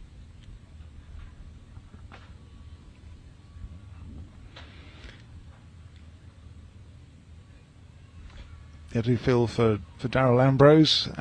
He was here first thing this morning to compete with his rear-wheel drive Peugeot 205 in his second meeting with that particular machine, which he debuted at Pembrey earlier on for rounds 2 and 3. But sadly, the new clutch was not happy continuing to be a clutch, and so he's back on the trailer and ready to make the long journey back home again.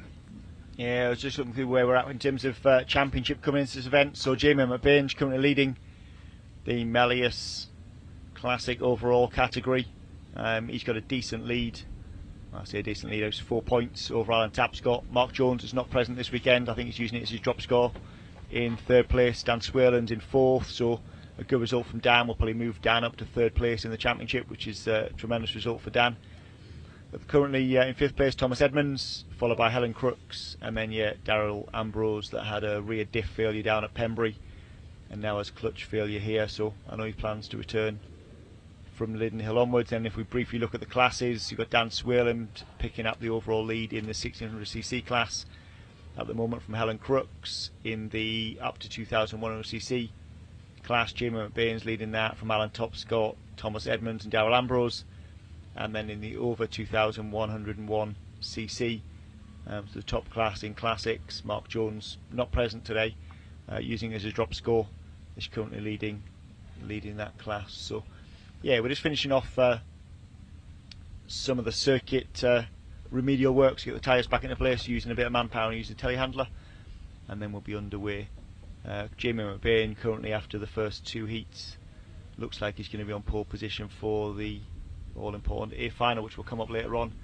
Alan Tapscott's currently qualified in 2nd place prior to these 3rd heats, and thumbs up from the start line marshal.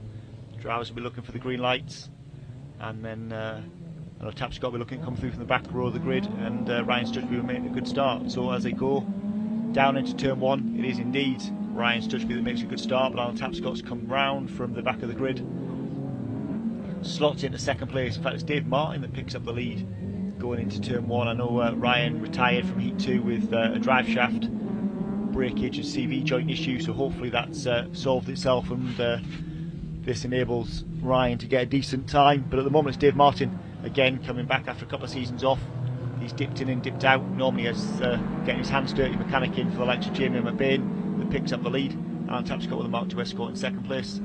Ryan Stutchby's picking up 3rd, and then, like I said before, making his debut at Rallycross here this weekend, Adam Taylor, that again is normally the man that's spannering for the likes of Dave Martin, Ryan Stutchby and Jamie McBain, that's picking up 4th place in that little Peugeot 106. An interesting mix of vehicles, with, in this case, 3 of the contenders being front-wheel drive, and with only Alan Tapscott in the red Escort Mark II there being rear-wheel drive, which is a little bit unusual these days. There seems to be more and more emphasis on or graduating to rear-wheel drive, which generally gives better traction off the line, which getting into the first corner is all important, as we've said before. But Alan Tapscott had a very good drive coming out of the first corner, or starting this 2nd lap, and was able to make some space on Dave Turner, and now is pressing his advantage, just lifting up that inside front tyre as the suspension rocks. Alan's, of course, been involved with Rallycross for several decades, quite an old hand at the sport, who knows what he's doing, and certainly put a good car together, having previously campaigned in more recent years a Vauxhall Corsa in Super National and Super Modified, and has joined the classic crew with this Vauxhall red top powered Ford Mark II Escort, which, as always the case with Escorts, they seem to handle very well and be quite drivable. And Alan has certainly come to terms with it. It seems to fit him like a glove, and it's a straightforward car. It hasn't got some of the complex mechanicals and electricals that some of the other competitors have, and seems to be at one with the car. Yeah, he's got a decent lead at the moment, and also has got quickest lap time in the race with a 102.2. Ryan Stutchby, albeit in 3rd place, has actually got the 2nd quickest lap time in the race so far at a 103.8, followed by David Martin with a 104, and then Adam Taylor with a 108. So going into the final lap, Alan Tapscott's got the lead, and a decent lead that it is. Like I say, he's hunting down a quicker time than Jamie McBain that will come up in the 2nd race as he goes down into turn 1. Dave Martin, obviously with the green machine and the Peugeot 205 in 2nd place. Ryan Stutchby's close and keeping him honest, albeit there's a small gap again in a Peugeot 205, and I think from a distance I can't see Adam Taylor anywhere with the little 106, so potentially an issue for Adam. Hopefully nothing too serious, but certainly can't see him on camera at the moment. But Yes, he there is. he is. Yeah, he must have had a spin somewhere. I could just see him going round in the background into turn 1. But anyway, as Alan's going through the final few corners, it looks like it's going to be a race win and potentially a heat win subject to time from himself with this this nice red Ford Escort. Dave Martin's there in second place. Ryan Stutchbury looked like he had a spin in third, but collected it. It looks like he's going to finish third. So Alan Tapscott comes across the line and takes the win. Dave Martin in second place. Ryan Stutchbury takes a slightly wide line going through the final turn, picking up third place. It's wide and wild. I'm sure the timekeepers will have him on a track limit infringement for that one, and then potentially was a spin or something we missed off camera. Then Adam Taylor picks up fourth place in the little Peugeot 106, so a good finish and a good result for him.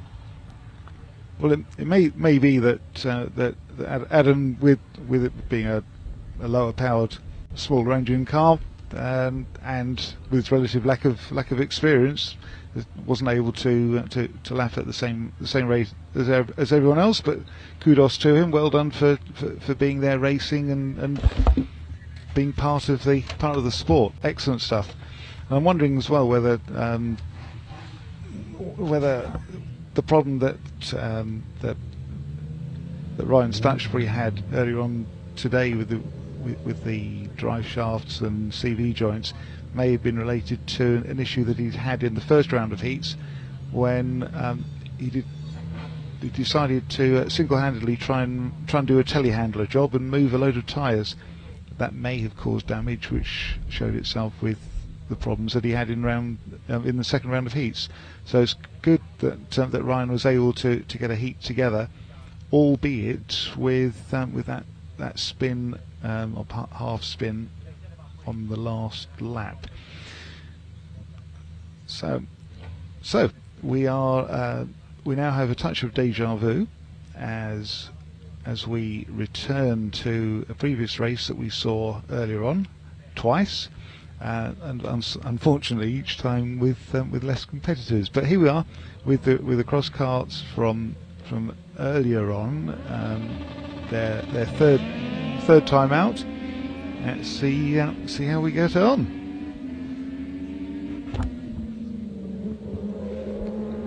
James Constantine just about holding a lead into the first corner, but having lost it. Now pushing Richard Rees out wide and holding his position there. So we have there James Constantine in second, leading Richard Rees in third.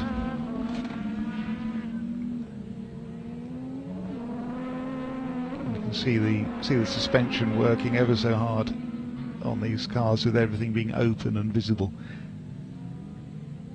Good to see. Hello. So Richard Rees having a partial spin. What makes me wonder that that's exactly the same thing that happened to Ryan Stutchbury in the previous race, whether someone might have dropped a bit of oil on the entrance to the corner, or is it just outbraking oneself? Exuberance, possibly. But Richard's having a nightmare of a race at the moment. It's David Kane that's up front, and like I said, going into this race it was between David Kane that's leading and Richard Rees that's in third for pole position for the A-final. So with this result as it stands at the moment, subject to beating the overall time of Gareth Greer that won the previous race, which was 3 races ago now, subject to that result will determine who goes on pole. But David Kane with this MV Racing FIA cross car, and we've got a good battle pursuing behind, which it looks like James Constantine is coming out in best position there, and it does look like Richard Rees has pulled over there. It looked like there was slight contact potentially between Richard and James, and now it does look indeed that Richard Rees now was certainly going slow at the back going into one of the final turns, and now hasn't come through the final turn. So moving through onto the third lap, it looks like that we've got David Kane still up front, followed by James, and from what was a potential 4-car race, we've now dropped down to 2. So hopefully it's nothing too serious for Richard, and hopefully he can get that resolved. But there certainly was a small amount of contact between the two vehicles. It demonstrates how quickly things can change in the world of motorsport, when at the beginning of the race each time we've been talking about whether Richard Rees or our current leader David Kane would be vying for pole position, and now we're wondering whether Richard Rees is well, where on the grid is he going to be? Yeah, and in terms of overall time, it's 3:57.4 is the time he's chasing down. So going into the final lap now, it's 3:57.4 is the time that he's looking to beat as he completes the fourth lap. And yeah, we'll need to see as they come round if that's the time that he manages to pick up and manages to beat when he comes across the line. So yeah, David Kane's still picking up the lead at the moment. We've got James Constantine sat there in second place. Said it a couple of times, James is making his debut this weekend in this Live machine, and currently second place in this race, albeit there's a small gap. James pushing on to try and get a decent start for the A-final. And yeah, as David's coming through the last couple of turns, and then he'll come through onto the flag through the last turn, and we'll see what the overall time is and see if he manages to beat the time of Gareth Greer in the previous race. So he comes across the line to 3:50.2, so he's 4 seconds, a second a lap quicker than Gareth was. So that should put David Kane on pole, and then James Constantine comes across the line, nearly 10 seconds behind with a time of 4 minutes. So yeah, I'll hand you back to Steve quickly. We've got the juniors coming up next, and that'll be the end of heat number 3. Thank you, John. So now waiting to. Well, it's good to see Richard Rees has been able to get his car going again. We can see that the front tyres are the front wheels are not acting as one, so must have picked that up in a little bit of contact with James Constantine as they're going into the hairpin at the top of the. Oh. Yeah, he just seems to get on the dust and on the marbles on the outside of the turn, and obviously the amount of power these vehicles have got and how light they are put him into a half spin. And then I think that with that small amount of contact that came up later on the next lap between him and James, I think that and a touch with one of the bales has put some of the steering out on the front of that Richard Rees vehicle. So hopefully easily fixable, and we'll see him out for the A-final, where I'm sure that he'll start probably second on the grid alongside David Kane, and I guess from previous results it'll be Gareth Greer also on the front row. So we're moving back to classics, and I can see Helen Crooks lining up on the front row. Should be again a four car race. We've got Helen Crooks in the little classic Mini, Thomas Edmonds with the 2-litre red top Vauxhall Corsa. We've got the Ford Escort Mark 1, the little 1600 version of Dan Swayland that currently going into the third heats is sat potentially third on the grid on the front row for the A-final, and it looks like from a championship perspective, with a couple of people above him missing this weekend, including Mark Jones, he will move up the points table. And then starting on the third row, currently with the quickest times in Heat 1 and Heat 2, Jamie McBain having a trouble-free day, and will be open for a trouble-free run here, which will maintain his position on the front of the grid of the A-final. So lights are about to go to green, and lights do go green, and so where do we think Jamie McBain will go? Yeah, Jamie's going to follow the Mini down, if not try and get round the outside of the Mini going into turn 1, and at the moment it's Thomas Edmonds that picks up the lead going through turn 1, turn 2. Jamie's picked up second place, Dan Swayland in third, and Helen Crooks in the little classic Mini in third place.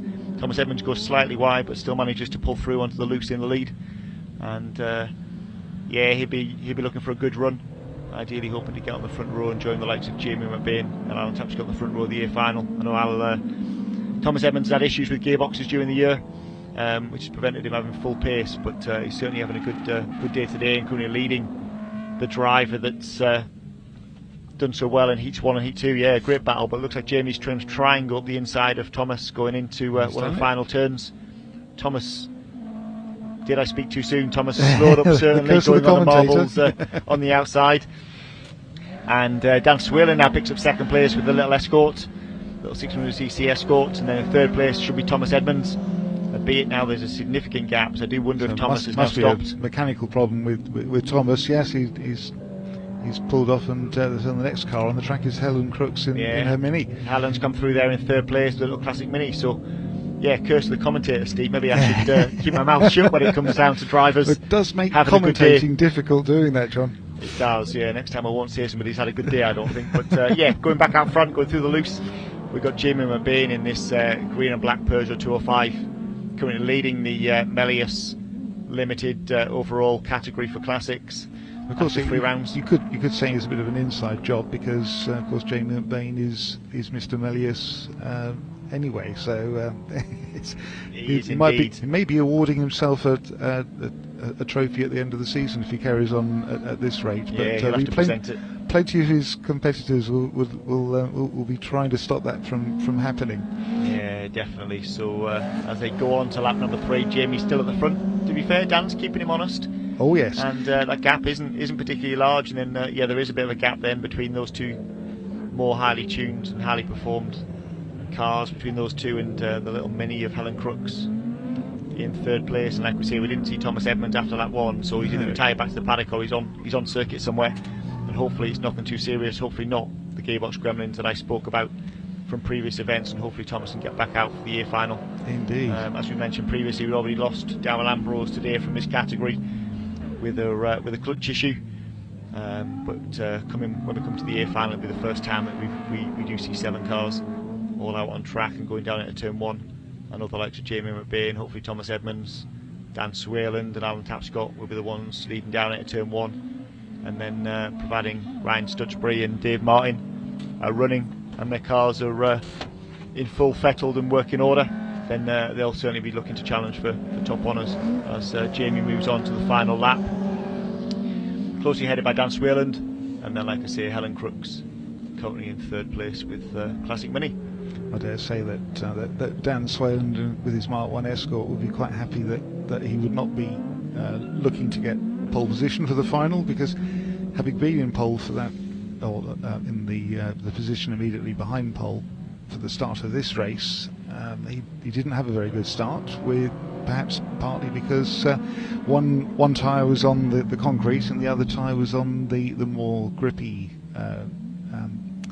So one was on the concrete, one was on the tarmac, and therefore had problems just gathering up the revs without spinning the rear tyres, and just didn't get off the line terribly well. But now they're underway, it's difficult to tell that there's a big capacity difference between Jamie's front-wheel drive Peugeot 205 and Dan's rear-wheel drive 1600 Escort. But there we have Jamie making it a clean run in his heats. Yeah, so across the line, Jamie's got a great time of 4:07.8, which was 4 seconds quicker than the time previously set by Alan Tapscott, so a great result there for Jamie.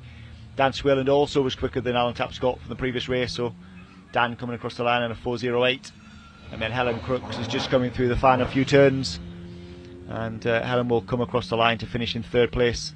So good consistent results from Helen in this little 1300 Classic Mini, and obviously which will be qualifying her well on the grid for the A-final. So we just got one race to come up in this 3rd heat, which will be the final race, and that race will be the juniors, which will have a 5-car grid. And of course, at this stage, all in full cars rather than the cross cars. Looking forward in the future to seeing the junior cross car community developing and growing, so that as we've seen with the seniors with their cross cars, start with 2 or 3 years ago. Now we have, in some cases, the largest grids of the meeting amongst the cross cars. So what we've seen with the seniors, I'm sure we'll see with the juniors. So waiting for Thomas's car to be recovered from out there on the circuit somewhere, and for the marshals to get everyone in place for our final round, final race of this round of heats, the 3rd round, being that of the juniors.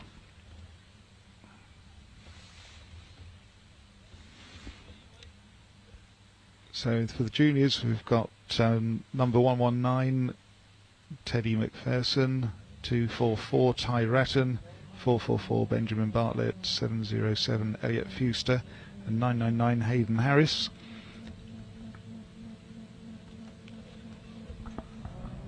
With Ty Ratton in pole position.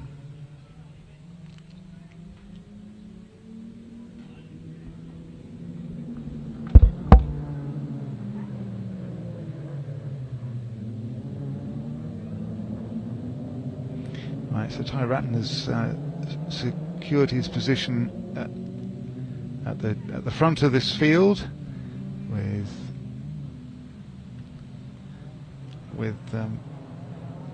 Benjamin Bartlett bouncing around on the loose immediately behind him.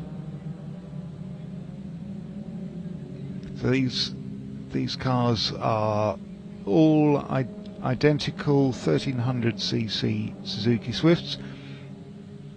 It was seen in previous meetings that we've had a senior Swift class, which are 1600, a little bit more sophisticated with the rates and suspension. But these are close to a sort of showroom spec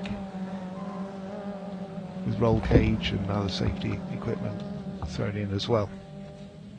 So not thrown in, but carefully inserted, welded and checked by our scrutineers. So Ty Ratton's easing a little lead from Benjamin Bartlett, but of course these things can change in just a corner or two. And in terms of the championship, it's been these five cars we've seen all year so far. So in terms of championship, the second place driver Ben Bartlett is the current one leading the championship. He's got a 5-point lead over Ty Ratton. So the battle between the on-track second place and the leader is also the championship battle. Teddy McPherson's third place in the championship, followed by Hayden Harris and then Elliot Fuster. So Elliot Fuster, that's currently in third place in this race, is fifth in the championship. And in fact, it's his first season in Rallycross, it's only his fourth event. He's done some karting before and some junior saloon car racing. And now he's battling more senior professionals and seasoned racers in this one, pushing Ben Bartlett all the way between second and third, having a great battle. And then I can see in third and fourth we've got a great battle between Teddy McPherson and Hayden Harris. Hayden Harris also having a debut season in his Suzuki Swift. And yeah, Ty Ratton's got a bit of a gap and up front, so he may well go on to win this race. We see Ben Bartlett, he's having a great scrap, ran slightly wide there going through turn 1, turn 2, having a great scrap with Elliot Fuster. Elliot Fuster's having some tuition, and also the car being run by Max Langmaid Motorsports team. So those guys are giving some valuable input into Elliot in terms of driving style and a bit of coaching. So they're having a great battle on track so far, as we're on lap number 3 out of the 4-lap race. And then I know in third place we've got Teddy McPherson, closely followed by Hayden Harris as well. So great scraps between second and third and fourth. Ty Ratton keeping his head down out front, and certainly hoping for a good heat time that'll get him on the front row, if not pole position for the A-final. Ben Bartlett still in second, followed by Elliot Fuster, closely pushing bumper to bumper in second and third place. And then great battle again between third and fourth between Teddy McPherson and Hayden Harris, which is great to see. So these juniors are between 13 and 16 years old. And yeah, Elliot's just running slightly wide on the marbles on the tarmac there. Lost a little bit of time behind Ben, and there's a small gap there between the two of them. So hopefully Elliot can go and chase that gap down. So as we look back to the front, we've got Ty Ratton out front with this 1300cc Suzuki Swift, and in second place, going through the last final few corners, we got Ben Bartlett.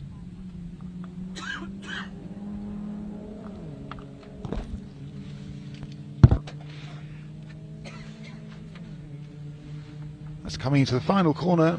Ty Ratton hard on the brakes, turns right and takes the checkered flag, with Benjamin Bartlett having finally shaken off the attentions of his pursuer.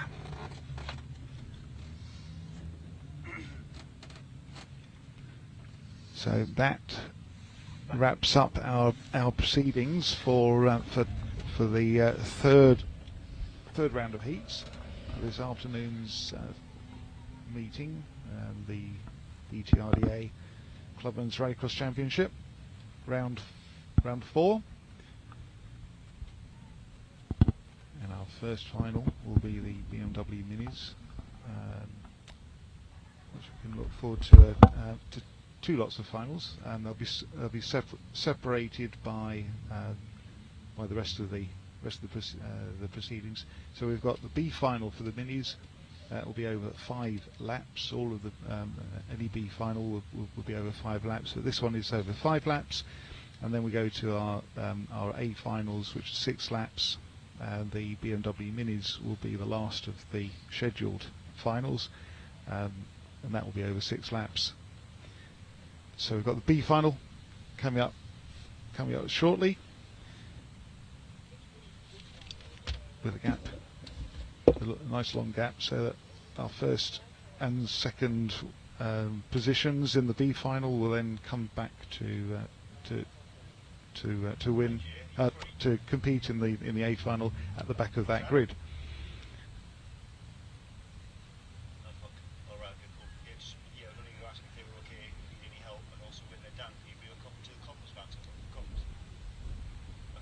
It's nice to see the family situation here with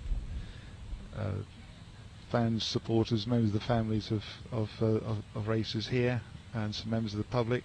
And it's also good to see, John, some dogs here on leashes, which makes a change from what we saw earlier on. I still can't quite get over that. I remember one time, one of the meetings last year, racing had to be suspended because a member of the public, a rambler, had rambled across some fields and found herself walking across a live racing circuit. These things are very, very unusual, but hey, you've seen it here with us. Yeah, thankfully very infrequent. So yeah, the first final we'll have will be the BMW Mini final. We have 3-car final. Just waiting to see the grid and get a grid for this A-final, and it'll be over 5 laps, and the first 2 finishes in this final will be going through into the all-important A-final. Once I have the grids for the rest of the finals, we'll bring you them as soon as I've got them, so we can tell you who more importantly is on the front row and pole positions for the finals, for the all-important championship positions.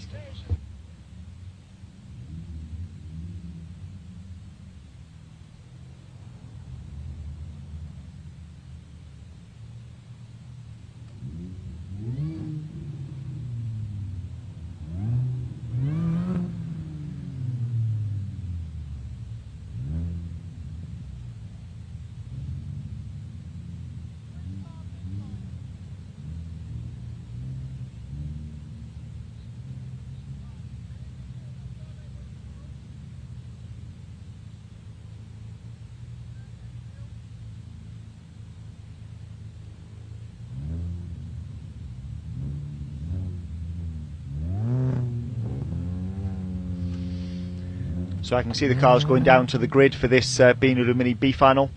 So we've got numbers 581, Harrison Barnes, going on to pole position. He will have number 38, Alfie Barnes, who's making his debut in Rallycross this weekend. And Harrison's brother, he's going down onto second place on the grid. And then on the outside of the front row will be 777 Warren Salter, who I think has done one, possibly two other events in the BMW Mini, but it's his first ever event and race at Blyton. So these guys are going to do a 5-lap race. Championship points are all at play for here, and at the same time as that, the first 2 finishes in this B-final will move forward to the all-important back row of the A-final. So yeah, all to play for. We'll try not to get mixed up between Alfie and Harrison, but in 2 very similar cars. We'll see how we get on. Fingers crossed we can keep a track of the numbers. So Marshall's clear the grid. We're going down for the green light, and let's see who it is that leads into turn 1.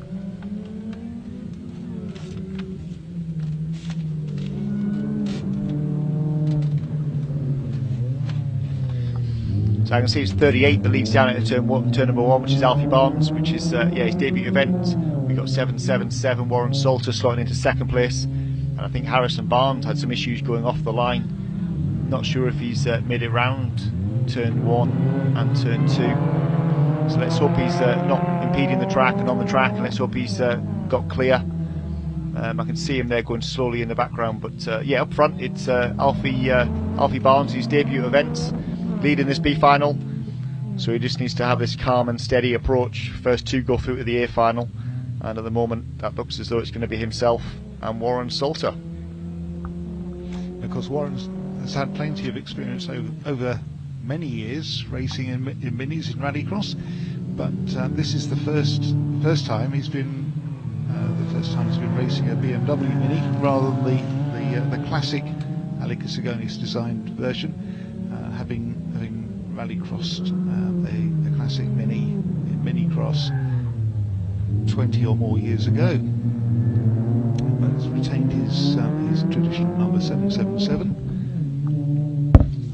and is in hot pursuit, trying to keep his Mini going in the right direction, despite the ruts that seem to be developing on the loose section. Yeah, thankfully the organiser managed to keep some water on the venue today, and we had rain overnight as well, so we haven't had the impending dust that we've had in previous events here, and it's a brilliant dry sunny day, and we can see Harrison Barnes just about to be lapped on the right hand side there, so in effect it'd be a DNF for Harrison Barnes. But up front it's still Alfie Barnes leading the way with this BMW Mini, identical BMW Mini, on the identical MRF radial tyres, and then as I say we got Warren Salter in 2nd place in an identical car. So unless something drastically goes wrong, these 2 are going to be the 2 that go through into the A-final, but I'm sure just for pride at stake, Warren will be trying to beat Alfie just so we can say he's a B-final winner. It certainly seems like he was giving it his all coming round the top corner, first corner there. So a little bit of understeer, a bit of oversteer under braking, but I think in doing that he's demonstrated what I was talking about earlier on about overdriving. He's lost a bit of land between himself and the leader, but there's still time, because we've got an extra lap compared with the heats that we've enjoyed so far, with this being a 5-lap B-final.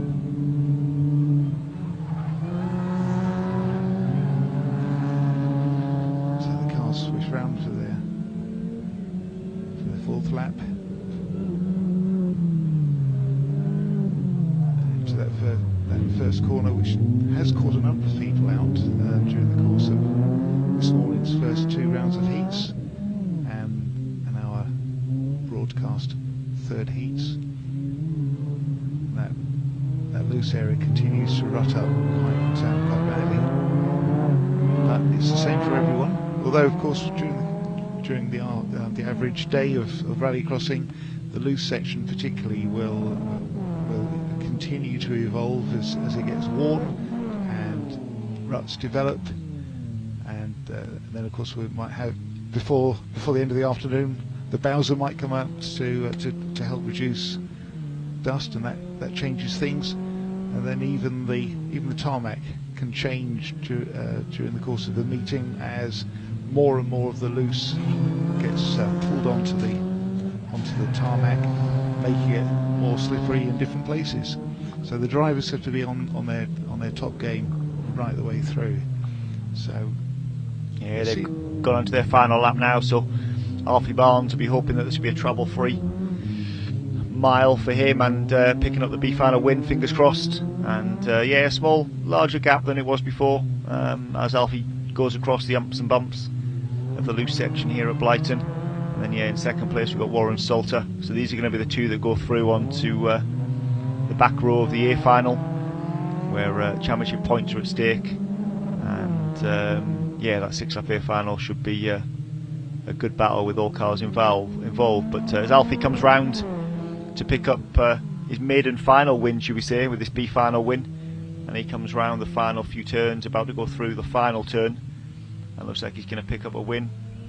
Hopefully Warren's not got an issue behind. It's a slightly larger gap than it was before. Maybe he's just taking it easy knowing he's got through. But we have a win there for Alfie Barnes in the BMW Mini, and equally similar machine in second place for Warren Salter. So they're the two B-final winners, or certainly B-final qualifiers, and they're going to go on to the back row of the A-final, where they will join 8 other cars, and we'll have a 10-car final down into turn number 1. And that A-final will be at the last of our finals. So these guys have got opportunity now to check things over, let the brakes and engine cool down a bit, top up with fuel, and compose themselves, let us say, ready for their last final. We did see an unusual sight just now as the camera moved. We saw a cyclist on the track. That was Dave Ewan, who we've seen racing in the classic category many times over the years in his turbocharged rear-wheel drive Mark III Fiesta. Dave is not trying to develop a new category in Rallycross. He's just checking things as the steward for the meeting. He's checking things with the start line marshals, and therefore the bike is a quicker way of going around and doing that, as well as going up and down the paddock, like to check to make sure that everyone is in place in time to help the whole meeting flow through. So I haven't got the grid yet, but I'll just tell you the finals order. So next up, race number 32, we'll have the super modified A-final. Should be a great battle with some great diversity of machinery. Then we'll have the FIA cross car final, race number 33. Then a production A-final, the classic A-final, the junior A-final, and then the final race of the day, where we'll see those two cars which finish the B-final.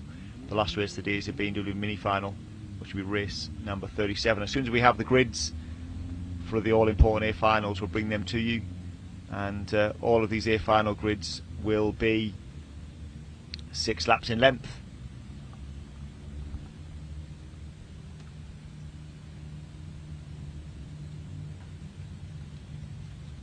So looking at the cars as they come down onto the grid, it looks like we've got one of the C2s, this time of Corey Patchett. So this time, thankfully, he's made it to the grid, because he did the same thing back at Pembrey in April, qualified on pole, retired at the end of, completed the Heat 3, and then realised there was an issue with the gearbox between Heat 3 and the final and didn't come out for the final. I know he was gutted and disappointed not to start the A-final from pole. So we've got Corey Patchett on pole position, alongside him in a similar machine, his dad, Phil Chicken, in the Citroen C2 Super 1600 in the middle of the front row, and then on the outside of the front row we've got David Bell in the BMW All-4 Countryman, this time in two-wheel drive guys. And then on the inside of the second row we've got 219 Gary Cook in the Weira Tool sponsored and Loughborough College sponsored Ford Fiesta ST, and alongside Gary on the second row of the grid, who will we have? It's Richard Moore. So Richard Moore's probably had his best day of rallycrossing in a while with this Mercedes 4-litre V8 machine, rear-wheel drive on the second row of the grid. And then on the third row we should have 546 Cameron Whitley. So he's currently the championship leader in super modified, and certainly we're hoping to make some progress forward, because at the moment between him, David Bell, Phil Chicken, Corey Padgett, they're kind of the top 4 in the Super Modified Championship. So Corey Cameron's going to need to make some progress. Next to Cameron, we've got Darren Anderson in the BMW Mini BMW Compact in his debut event, and also only his second time here at Blyton, after being here at the test day back in February. And then on the back of the grid, we've got 188 Brian Dukes in our second diesel machinery, diesel-powered machinery on the grid in the Audi TT.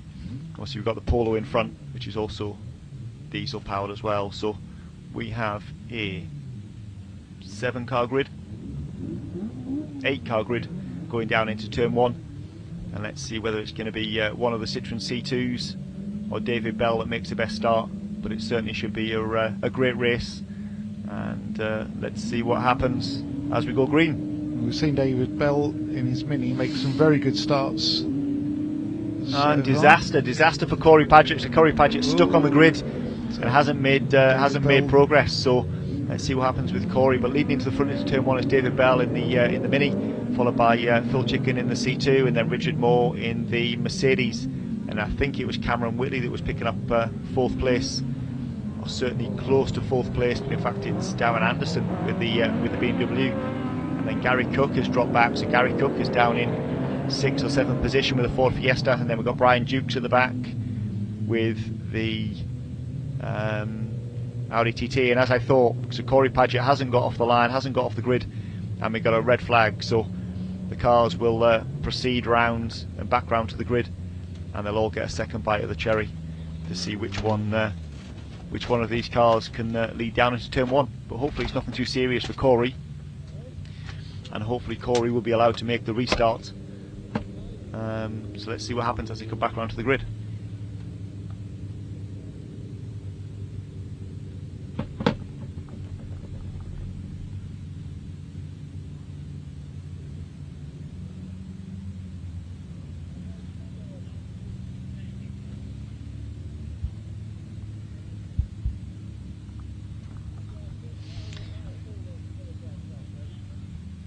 So we can see some tightly packed action going down there.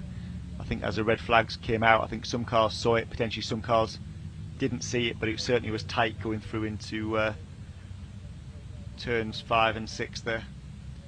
Gary Cook's, hopefully it's not an issue for Gary. Gary Cook's slowly coming back around to the grid, and all his used drivers are going to get a second bite of the cherry to go off the line. We just need to see what's happening with Corey, as all of the vehicles, as Cameron Whitley with the turbo diesel powered VW Polo, Brian Dukes with the Audi TT, like I say, making a return to Rallycross at the moment. And then we've got Gary Cook with Weira Tools, and the Loughborough College lecturer coming round to the grid. Will be starting on the second row.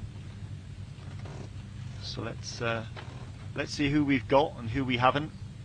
Corey I can still see there on the front of the grid, and I can see the teleporter coming out to potentially pick up the Citroen C2 for Corey. So again, gutting for Corey, second event in a row where we have not seen Corey take the start of the A-final. I feel absolutely gutted for Corey. Having at Pembury, there was this situation. He'd qualified in pole for the final, and with mechanical problems picked up during the heats. He wasn't able to take up that position. I was talking with him at the time that he had that bad news. He's got one stage further though. At least he's got onto the grid, even if he didn't get off it for the final. So the only way is up. I'm sure next time he'll be racing, but it's part of the hard lessons and knocks of life exemplified on the motorsport track, that life can be hard sometimes. It can be unjust. It can feel unfair, but it's all part of the learning process. He's got many years of racing in front of him. Young Corey has, and I would hope that that those with more experience around him will give him some counsel, and we'll see him him racing and winning before too long. Yeah, and we've just been told it seemed like it was a drive shaft issue for Corey. So the previous event at Pembrey was a gearbox issue, this time a drive shaft issue, which prevented him from starting, which is gutting for Corey. Like I say, he's had some great racing during the heats. I think one of the stars of the heats was a battle between him and Richard Moore in heat number 2. They were bumper to bumper for all 4 laps, and sometimes a little bit more than that, John. If you look at Rich Moore's Mercedes there in the centre of our screen, he does have a thanks Corey sticker on the rear wing, which is Rich's light-hearted approach of acknowledging that Corey had created a little bit of damage on his car. Yeah, thankfully all the rest of the cars have all come back to the grid, which is great news. So leaving 2 cars on the front row, so we've got Phil Chicken on the front alongside David Bell. So let's see which one of those makes a decent start. We also know that the Mercedes is bound to come through from the second row as well. So here we go. Let's see who leads down into turn 1. It looks like it's David Bell leading down into turn 1. Richard Moore picks up second. Gary Cook's made a better start now in 3rd place, followed by Corey. No, it's not Corey. It's Cameron there in 4th. But the BMW of Darren Anderson coming around the outside of him to slot into 4th place. That's a great result with the much heavier rally version of the BMW Compact, but then a slight issue going through the bumpy section there in the loose. Lets Cameron Whitley come back past. Cameron slots into 4th place, followed by Darren, and then we've got Brian Dukes with the TT in 5th. And Phil Chicken at the very back of an awful start. Yeah, I didn't see what happened there, but yeah, Phil's made an awful start. He seemed to have a very bad start and got on the outside of that of the first bend and just hemorrhaged positions and got into a little tangle just before we saw him off in the distance at the very back of the field. So within that first lap, starting on the first row of the grid, and here he is now circulating at the very back of the pack.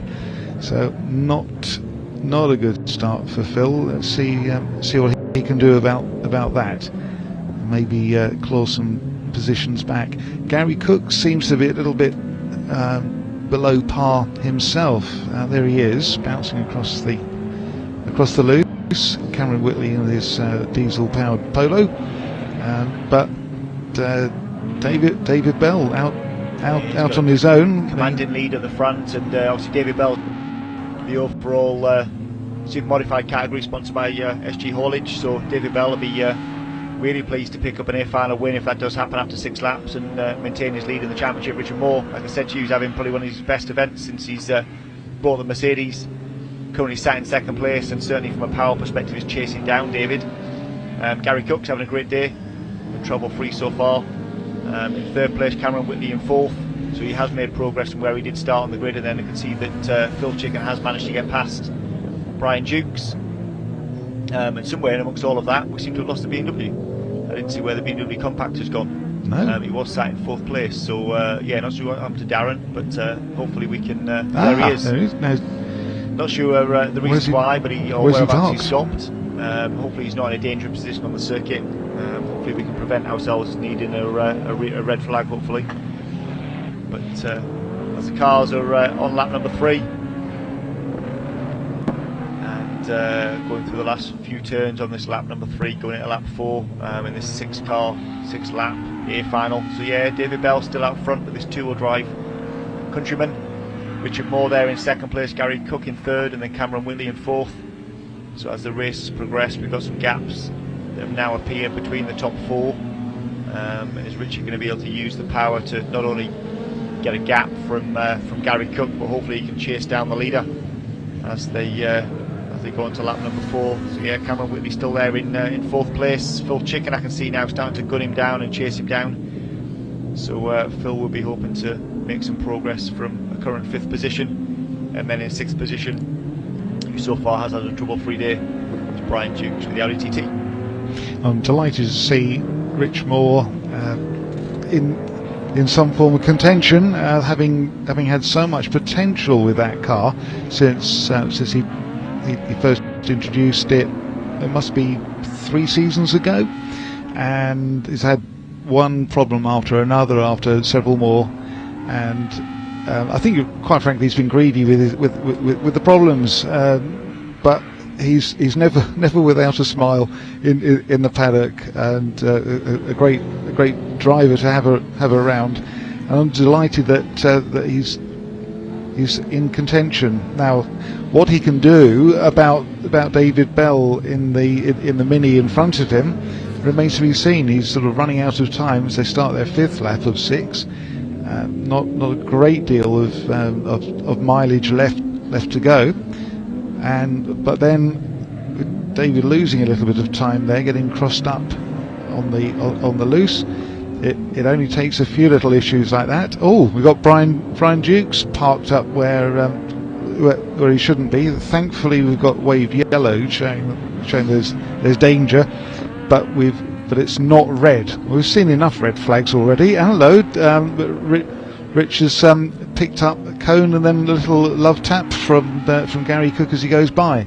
Yeah, Richard was having a great race there in 2nd place, but a small mistake going through the turns. Has dropped down into 3rd place. It looks like he's got a cone lodged underneath the car, so hopefully that can dislodge itself. And then in the background, I can see that Phil has gained on Cameron, and Phil will be certainly trying to get past Cameron to get up to 4th place, currently starting 5th. But as we can see them coming down the start and finish straight, David Bell goes through turn 1, turn 2, and who's it going to be in 2nd and 3rd place?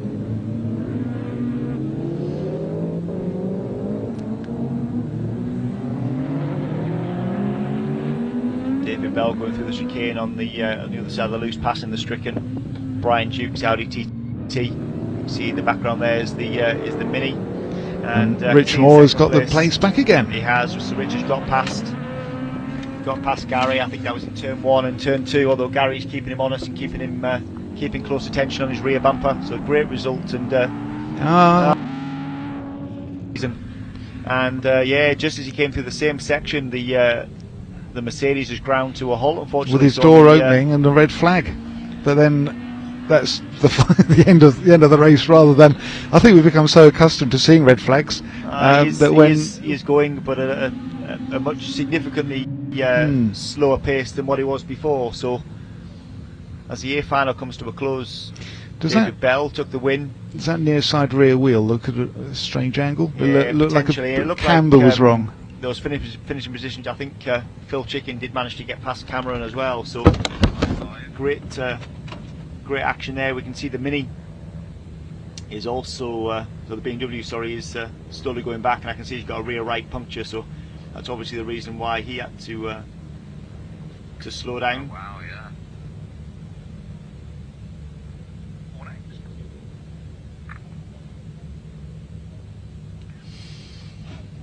So the result of the A-final for Super Modified, we've got David Bell that took the win in 6 minutes and 9 seconds. Gary Cook did indeed finish in 2nd place. Phil Chicken did in fact get past Cameron Whitley to finish in 3rd place, followed by Cameron Whitley.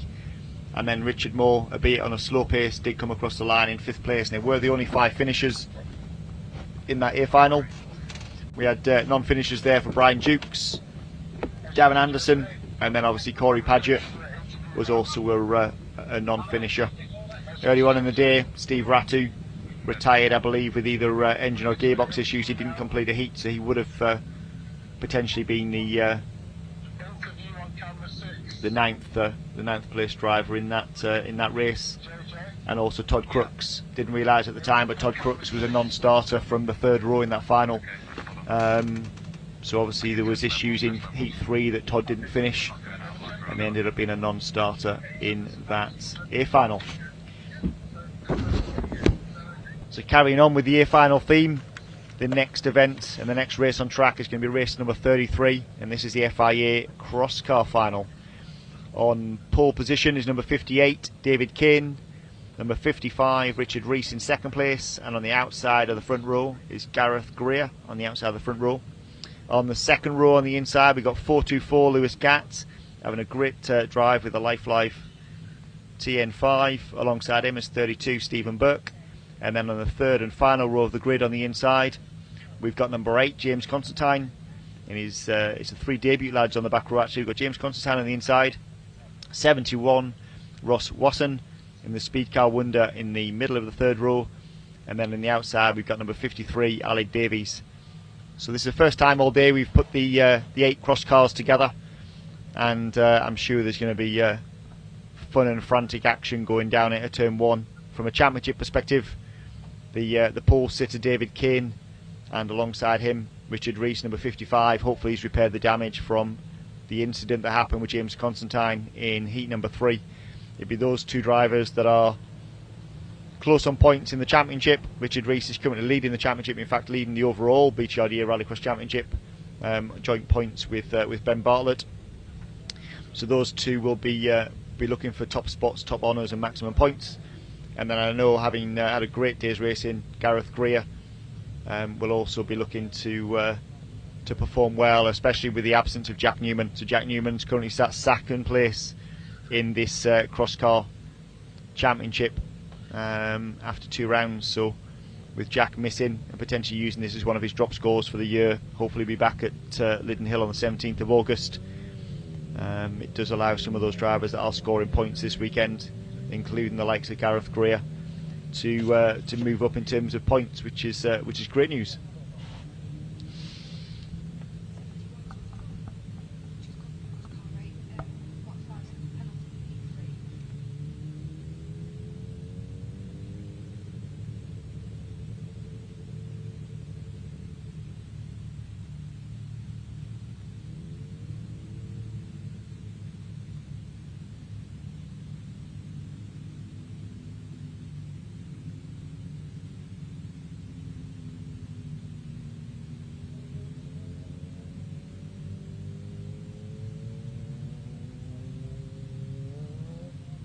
Okay, so I've just been told that number 71 will be a non-starter on the back row, so debut here today, Ross Wasson. We know he retired potentially with gearbox issues in heat number 3, so he'll be missing from the back row of the missing from the 3rd row of the grid in the centre. But like I say, on pole position we've got the MV Racing vehicle for David Kane on pole position. We've got Richard Rees with Miguel in second, starting in second position. On the outside of the front row we've got Gareth Greer with the Speed Car Wonder. Then we've got Lewis Gatt with the Life machine, and the Yakar of Stephen Burke. So actually in the top 5 positions on the grid we've got 5 different manufacturers, which is fantastic in these FIA cross cars.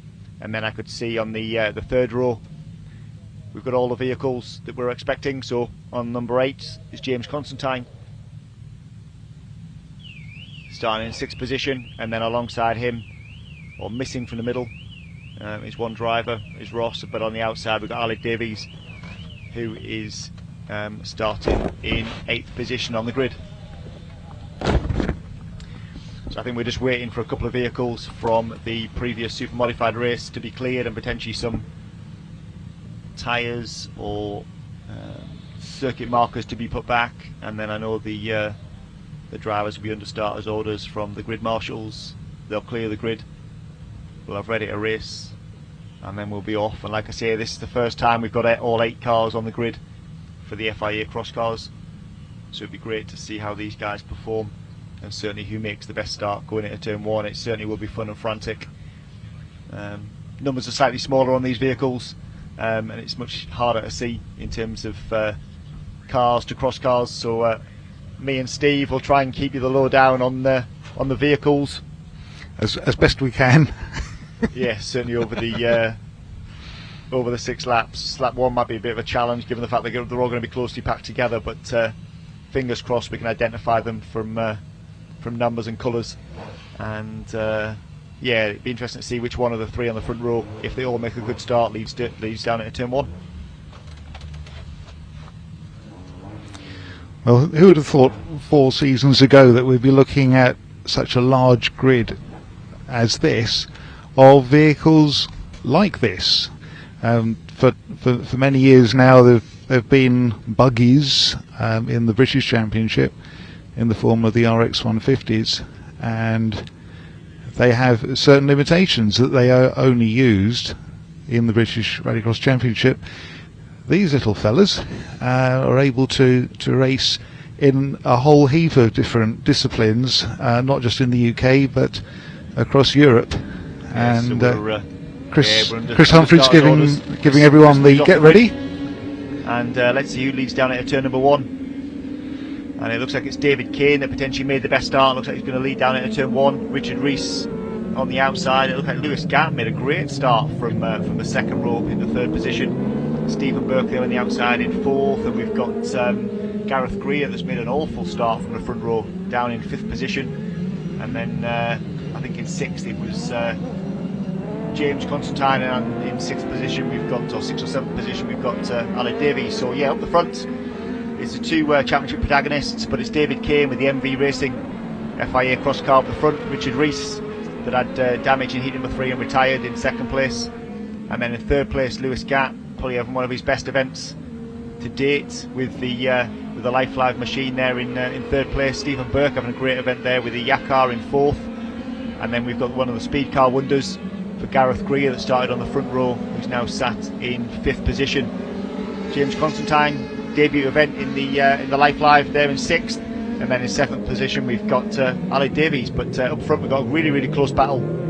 Up front we can see Gareth Greer there on the inside of Stephen Burke, and I think Gareth has managed to get through into 4th place. He has indeed, so he's now going to trace down Lewis Gatt. But up front, going across the bumps, and these cross cars with their either Riger or Proflex suspension are absorbing the bumps really well. And it's David Kane up front, having a great day of qualifying, leading off the front row from pole position at the moment.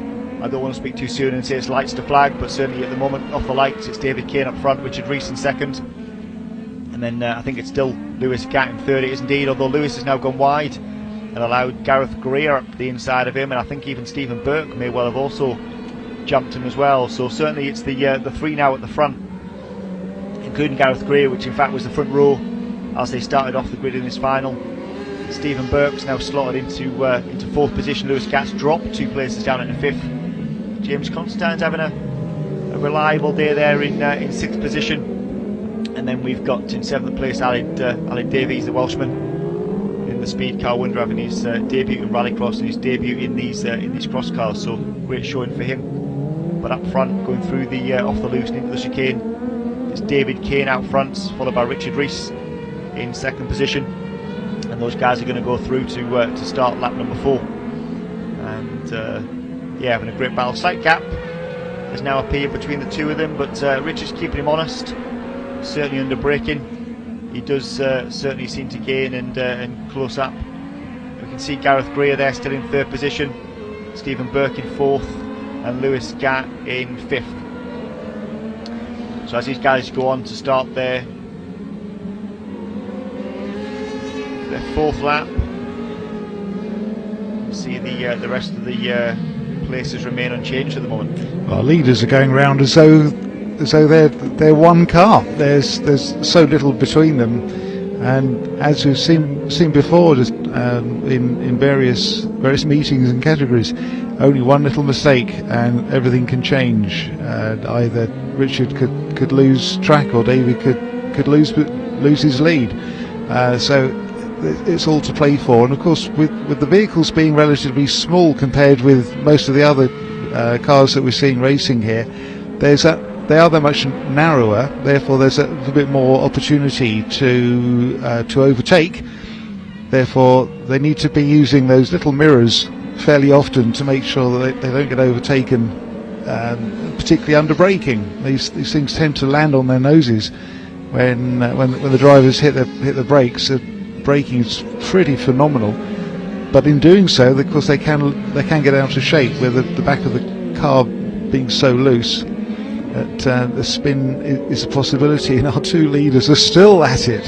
What a wonderful race to watch. Yeah, they're nose to tail, and they're having a great battle across the bumps. Like I say, the suspension's absorbing the bumps, but it's David Kane up front on lap number 5, so we've got 1 lap left. So David Kane out front in the MV Racing FIA cross cars, and Richard Rees there in 2nd place. It certainly does seem to close up under braking and seem to close up at the end of start and finish straight, but he's keeping him honest and pushing him round. I think, as Steve mentioned earlier on, these cars are an open wheel formula, so anything can happen in terms of the contact between themselves or contact with a circuit marker that could throw them off. So touch wood, they survive to the end, and as they start their last lap, it's David Kane out front, Richard Rees in 2nd, Gareth Greer there in third position, bit of a gap. And our leaders are taking very, very different lines around that corner. Richard Rees almost throwing the car sideways in an effort to straighten up the straight as quickly as possible, and with the effort, which has obviously not been successful, of overtaking Davey in front of him. Yeah, they're still glued. Yeah, I thought he was going to slip up the inside there. Davey Kane went slightly wide on the loose. We've still got Gareth Greer in third.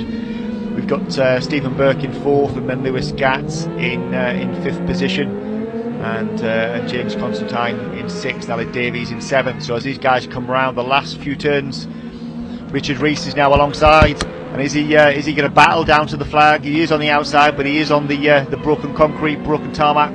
But he is trying his best. But across the line, it's David Kane that takes the win. Richard Rees in second position, having a great race. Bit of a gap, and I think that all comes down to a really bad start there for Gareth. So Gareth Greer coming home in third, but that's an amazing result for him in the championship. Stephen Burke having one of his best events in fourth, Lewis Gatt in fifth, and then James Constantine coming home in sixth position, and the final finisher should be Aled Davies coming home in seventh position. With the speed car wonder, like I say, in his debut event, the Welshman will be back and doing all the remaining events in the BTRDA Championship. But a great race there, and hopefully that's a prelude to some more battles throughout the rest of the season with these FIA cross cars. But a great result, and what a great final between all of those cars, but certainly the two leaders between David Kane, Richard Rees, and then a bit of a gap to Gareth. That was a great result, and yeah, great race. And we can see so as the boys go back to the paddock and back to their pits. But yeah, that was a fantastic race, enjoyed by all. So we're going to move on to the next A-final, and other cars will be coming down to the grid shortly. And this is a production A-final sponsored by the MOT Group. And as the cars come down to the grid, we can see it's 218 on pole position. It's Alex Fletcher, another one of the Loughborough College lecturers with a Weira Tools Honda Civic Type R 2 litre. On the middle of the front row, and certainly punching above his weight in terms of power, is Martin Peters, previous champion in various guises with the Citroen Saxo VTS. And then on the outside of the front row, we've got our very own stuntman, number 68, Dan Griffiths, driving the ex-Tom Brooks and Citroen C2 VTS. And then on the second row, making his debut at Blyton, I believe, and also his debut in this Renault Clio 182, is Neil Brooks, the dad of Tom Brooks. And I know Tom will be out for the next event, which is at Liddon Hill on August the 17th. One car missing from this A-final is number 100, Mark Henry, who had gearbox failure and retired from heat number 2, and has decided not to come out for this A-final. So we've got a 4-car grid going down to turn 1 as the lights go to green, and I think Power will do it. I think it'll be Alex Fletcher in the Honda Civic Type R that does lead them away, and he does indeed into turn 1. And I'm expecting a good close battle between Alex and Martin Peters, who slotted into second place. We've got a bit of a battle there between Neil Brooks in the Renault, and we've got Dan Griffiths there in 4th place, although Dan Griffiths makes a great move going onto the loose and comes past Neil Brooks. So yeah, stuntman Dan Griffiths in 3rd place now with the Citroen C2 VTS, having some really consistent heat results today and championship results throughout the season so far. And then Neil Brooks slotting into 4th place with the Renault Clio. So out front, going through the last few corners of lap number 1, we've got Alex Fletcher out front, the Loughborough College lecturer with the Honda Civic Type R that qualified in pole position for the A-final. Currently leads the production championship after 3 rounds. He is closely followed by Martin Peters, that will certainly be looking for a bit of a giant killing performance with the Citroen Saxo VTS. 3rd place, we've got Neil Brooks with the Renault, and then in 4th place we've got as Neil runs very wide with the Renault coming through the turn going up the start and finish straight, but does manage to maintain 3rd position. And then in 4th position, you can see we've got Dan Griffiths with the Citroen C2. So the 4 of them are fairly close together, and they're all close enough together if there's an issue between one of them. Someone will be certainly looking to slip up the inside. But yeah, 4 cars pretty close together, nose to tail, as they're coming around halfway around the lap number 2, and then through the last few turns. We'll start lap number 3. Of course, this is a view that we've seen a few times in recent meetings, with Alex Fletcher leading Martin Peters, or vice versa. The two of them seem to be very fond of each other. They often race together very closely on track, and got very different machines, with Martin Peters being in the 1600 in the 1600 class, and Alex Fletcher having a fair bit more welly on under his right foot. Yeah, so far this year it's typically been a three-way battle between Alex Fletcher, Mark Henry with the Alpha that unfortunately is missing from this final with his gearbox issues, and Martin Peters. They've been the three that have been battling for first, second and third honours in terms of the championship position so far this year in the first 3 rounds. But yeah, Alex seems to be keeping them honest at the moment. He's out front, seems to be controlling the race. Martin Peters is keeping fairly close, but Neil Brooks on this third lap, and certainly going through those first few turns, has certainly gained, and we'll be looking to move up, hopefully potentially past Martin Peters. Dan Griffiths isn't too far away as well, with a Citroen C2 there in 4th position. Bit of a gap forming there, but out front still Alex, followed by Martin, and then now we've got Neil Brooks in 3rd place with the Renault Clio 182. Looks like Neil's team has sorted out the any tracking issues that they may have had after Neil picked up those tyres earlier on in the 3rd round of heats, and seems to be very effective, holding on to our 2 leaders very well, and considering that his relative inexperience in rallycross in general and at Blyton in particular. The front edge of the bonnet flapping along on that Clio in 3rd position.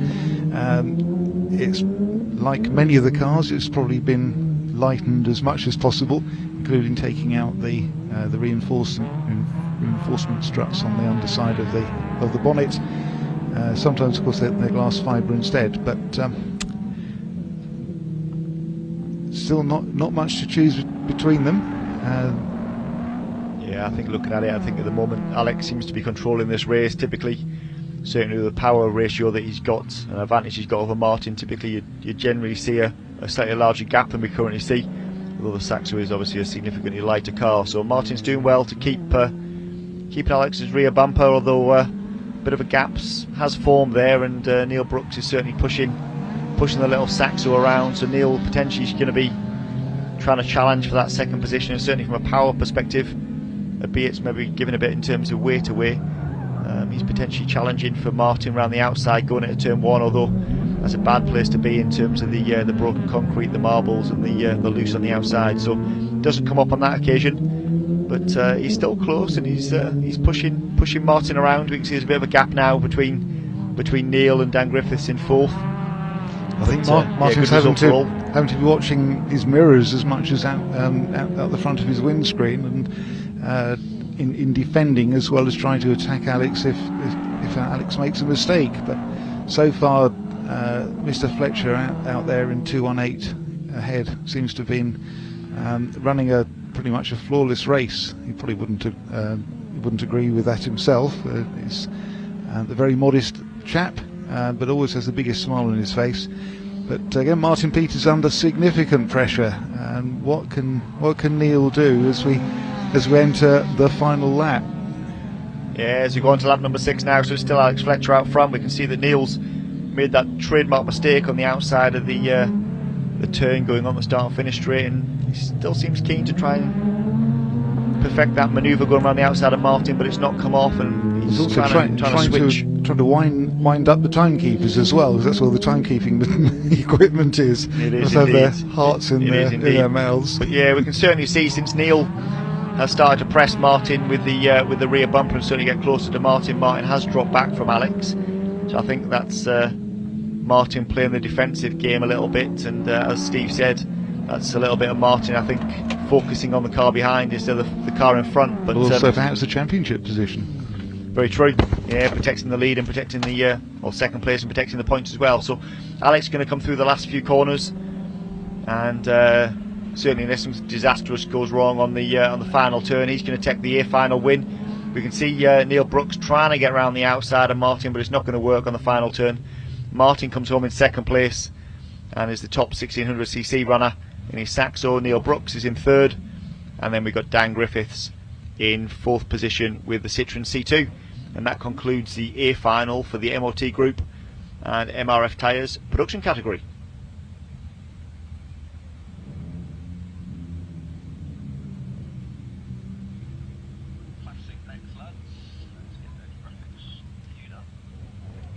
Yes, we've got 3 races left here at Blyton in round 4 of the MRF Tyres BTRDA Clubmans Rallycross Championship in association with the MOT Group. And the next final, as we can see, Alex is about to decamp the helmet, the hands and the safety equipment, and have an interview with Steve that will be seen at a later date when the footage goes out via YouTube and the TV channels. But I can see we've got race number 35, the Classic A-final, coming down onto the grid. So let's run through that grid quickly before they get under starters' orders. So after this final, we've got the Junior A-final, and then the final race of the day with the BMW Mini A-final. So coming down on the pole position is 183 Jamie McBain in the Peugeot 205. He's been faultless with 3 heat wins that puts him on pole position for this A-final. Alongside him is 22 Dan Swearland, was a last minute entry to the event. I think he told me 48 hours ago the engine was out, and he was currently filling a few holes on the front of the car in the inner wing. So well done Dan for getting the car here this weekend. He slots into 2nd place, and an amazing performance in that little 1600cc Mark 1 Ford Escort. And on the outside we've got number 91 Alan Tapscott, all the way down from from Stanley Devon in his Mark 2 Escort with the red top engine under the bonnet, rear wheel drive of course, along with the Escort alongside him, and obviously the front wheel drive Peugeot 205 on the front row. And then moving through to the 2nd row, on the inside we've got number 24 on the inside, that's Thomas Edmonds. So thankfully Thomas, whatever the issue was in heat number 3 that caused a retirement, he's got it fixed. And then in the Vauxhall Corsa, and then on the outside we've got 761, which is David Martin in the Kermit the Frog green Peugeot 205. And then moving to the final row of the grid, the 3rd row on the inside, we've got number 13, which is Ryan Stutchbury in the R1 Motorsport Peugeot 205 GTI. On the inside, sorry, the middle of the back row, we've got 579 Adam Taylor in his debut event in the little Peugeot 106. And should be on the outside of the final row, we've got 422 Helen Crooks in the 1300cc Classic Mini. And I can see on the back row there we're actually missing number 13 Ryan Stutchbury. We know that he retired in heat number 2, what we believe with a CV joint and a drive shaft issue, so potentially those issues have not been resolved. But let's see if he comes slowly down to the grid. If he doesn't come down to the grid, it's going to be a 7-car A-final. And I know Jamie McBain, certainly from a championship perspective, that's currently leading the championship in this Melius Limited Classic category, will be looking for a dominant performance after all heat 3 wins to hopefully win this A-final over 6 laps. Alan Tapscott, I'm guessing, will be trying to lead him down and hunt him down going into turn 1. And then certainly the more powerful Vauxhall Corsa with Thomas Edmonds and the more powerful Peugeot 205 would then hopefully challenge the Mark 1 Escort and hopefully pass the 1600cc.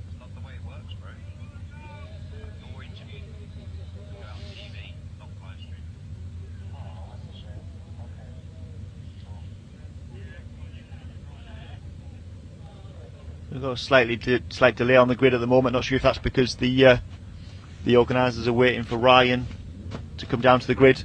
Obviously not, because the cars are now under starters orders. So on the front row, Jamie McBain, Dan Swearland and Alan Tapscott are going to lead down into turn 1. Thomas Edmonds and Dave Martin are going to be hunting and chasing them down. We've got a 6-lap A-final in this Melius Limited Classic A-final. So as we go off the grid, Dan Swearland, lots of wheel spinning, doesn't make a great start. And it is indeed Jamie McBain that leads them into turn 1 around the outside, and trying to do a daring manoeuvre around the outside is Alan Tapscott. Is he going to do it? Is it going to work? No, we've got a roll. Oh, no, Alan Tapscott, no. unfortunately, has made contact into turn 1. Unfortunately, has rolled once, slid along on the roof, and thankfully is now sat on its side and not on its roof. So we've got a red flag. We can see there was slight contact between him and Jamie going into turn 1, which was potentially always going to happen when someone tries that daunting manoeuvre around the outside, which then turn 1 tightens and tightens on you. So combination of the effect of the tightening of the corner and the slight contact with Jamie there in turn 1. Now, I'm not a steward, and I'm glad of that, but to me it looked like a racing incident. There didn't seem to be any malice involved. It's just a pure racing incident. But it's at times like this that we're reminded how important things like the roll cage and harnessing, the hands device that keeps your head attached to the rest of your body, and the crash helmet, how important all of those elements are. And of course, having the Orange Army, our wonderful marshals, getting on site as quickly as possible to ensure that everyone is okay. So yeah, it's good to see Alan standing up. It's great news. We can see Alan out of the car, which is great news, and hopefully the Escort Mark II so that's Alan, is not too badly damaged. And yeah, Alan, for obvious reasons, will be checked by the medical team, although Alan looks his brightly normal self, so which is great news. Here we go. And we can see there going into turn 1, he does run slightly wide. He is on the outside, and as the corner turns, there was a slight amount of unintentional contact with Jamie on the front right corner of Jamie's car, which unfortunately just pitches him into thankfully a light roll. It only made contact with the tarmac in 2 points on the roof, so it doesn't look too badly damaged. Having said that, the front windscreen is out. I'm saying not too badly damaged. You're not paying for the bill, John. This is very true. This is very, very true. Although he does own a garage, Alan, so I'm sure he can fix it. He knows someone who can do that. He does. He knows a good panel beater, I'm sure. But yeah, thankfully not too badly damaged. And yeah, Alan obviously won't be able to do the restart, which will obviously dent him from a championship perspective. But thankfully, more importantly, Alan is all right. Walked away, get checked by the medical team, which obviously do a fantastic job along with the marshals here at Blyton today. And in fact, there he is. He's walking Alan's, back to Alan's probably gesticulating, and yeah, he's probably gesticulating and waving and saying, "I want to drive it and go back." Probably knowing Alan. Get some duct tape on the window, Alan, and get back out. And I'm sure they'll let you.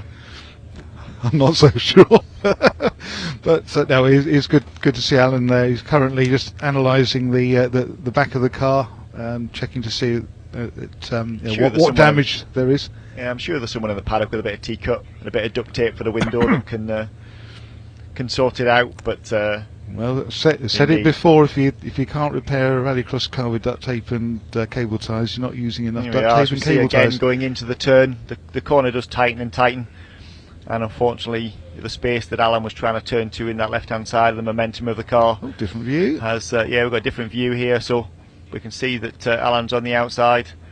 And yeah, it was the turning wheel of Jamie on his front right that just made contact with the rear quarter, and the turning wheel, or the driving wheel in Alan's car on the rear that pitched him into a roll. As they went through turn 1, we could see there that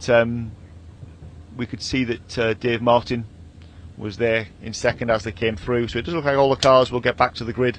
Obviously, it'll be a full reset. And we'll go again in this Melius Limited A-final, and again it will be over 6 laps as we see Alan's car getting pulled and towed back to the paddock. Loaded up on a trailer and taken back to Cornwall. And I suppose at this stage we can just be grateful that Alan is well. Well, he's shaken, but is he stirred, Mr. Bond? And we then wonder whether he'll have the car back out and in its proper Ford shape in time for Lyddon. I'd very much hope so, because it's great having Alan in the paddock and racing out there on track. It's lovely to see his Mark II Mark II Escort out there too. So I would hope that it won't be too long before he's back out. Yeah, Alan stuck his helmet back on. I would say Alan wants to go again. They won't let him, of course, but I'm sure if he could, he would. Yes. But yeah, thankfully, obviously, he walked away from that, which is great news. And yeah, the roof is obviously caved in and the windscreen is out, but on the whole, I think Alan, being a good man and panel beater and body man, he'll soon straighten it out, and we'll see him again for the next round of the championship, which is round 5. It takes place on Saturday the 17th of August at Lydden Hill. You may, during the course of that recovery process, you may have seen the windscreen being picked up and slid back into the car.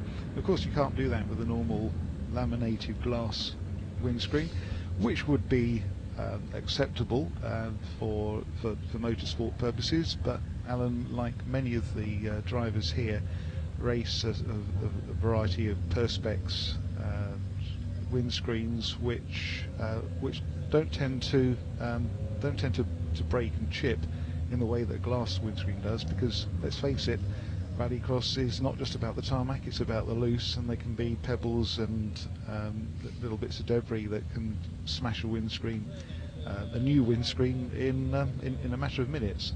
Doesn't stop several people racing with glass windscreens, but Alan's clearly got the perspex type that he may even be able to reuse once the car is the shape it started off in. So we can see the cars have gone back to the grid, obviously minus the Alan Tapscott Escort on the front row. So we've got Jamie McBain, like I said, qualified on pole position after 3 heat wins. He goes on a pole position with the Peugeot 205, and I'm sure he'll be aiming to make equally as good start without hopefully coming in contact with any of the competitors. In second place we've got 22, Dan Swayland in the 600cc Ford Escort Mark 1, and then obviously a gap on the front row where Alan would have been. On the second row we've got Thomas Edmonds with the red top 2 litre Vauxhall Corsa, and alongside him 761 David Martin with a Peugeot 205. And then moving to the back row of the grid, Ryan Stutchby's missing, and was missing in the first run, so again missing in the second run. We believe it's drive shaft issues. We've got Adam Taylor in the middle of the back row, and then we've got Helen Crooks on the last position. So we've got 7 starters, and we'll see who goes down into turn 1. There we go, a live image. So Jamie McBain's had a good start from pole position. Dan Swayland holding his starting position second. Yeah, Dan's made a better start than he did in the first run, slotting into second place behind Jamie. Dave Martin into third, Thomas Edmonds in fourth, Adam Taylor in fifth, and then I could see that it was the little 1300 Classic Mini in fifth position for Helen Crooks.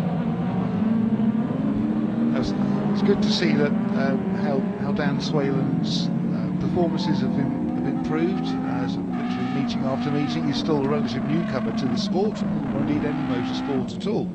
And he's over the past few months, he's had some help with the suspension and setup of the car, courtesy of our very own Lee Wood, who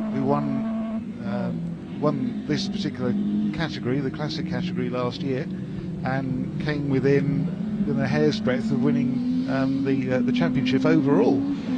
So Lee has helped advise Dan on setting the car up, which is now running much softer than it did before.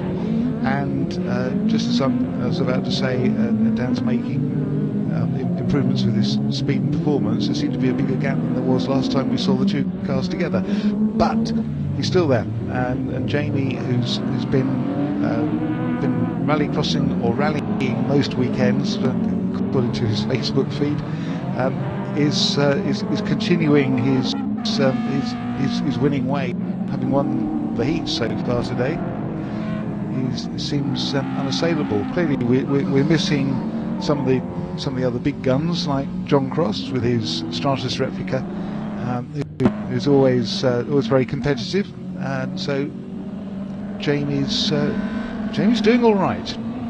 Yeah, he's doing well this weekend. Jamie currently out front as they start lap number 3. Dan Swayland's bit of a in third, and Thomas Edmonds now got past Dave Martin. He's now chasing down Dan Swayland, and we're looking for a great result, trying to get from third to second position. So we'll see what happens going into turn number 1. And there was Dave Martin in fourth. We've got Adam Taylor in his first ever rallycross event in fifth, and we've got Helen Crooks down there in sixth position. So yeah, from a championship perspective, this is great for Jamie.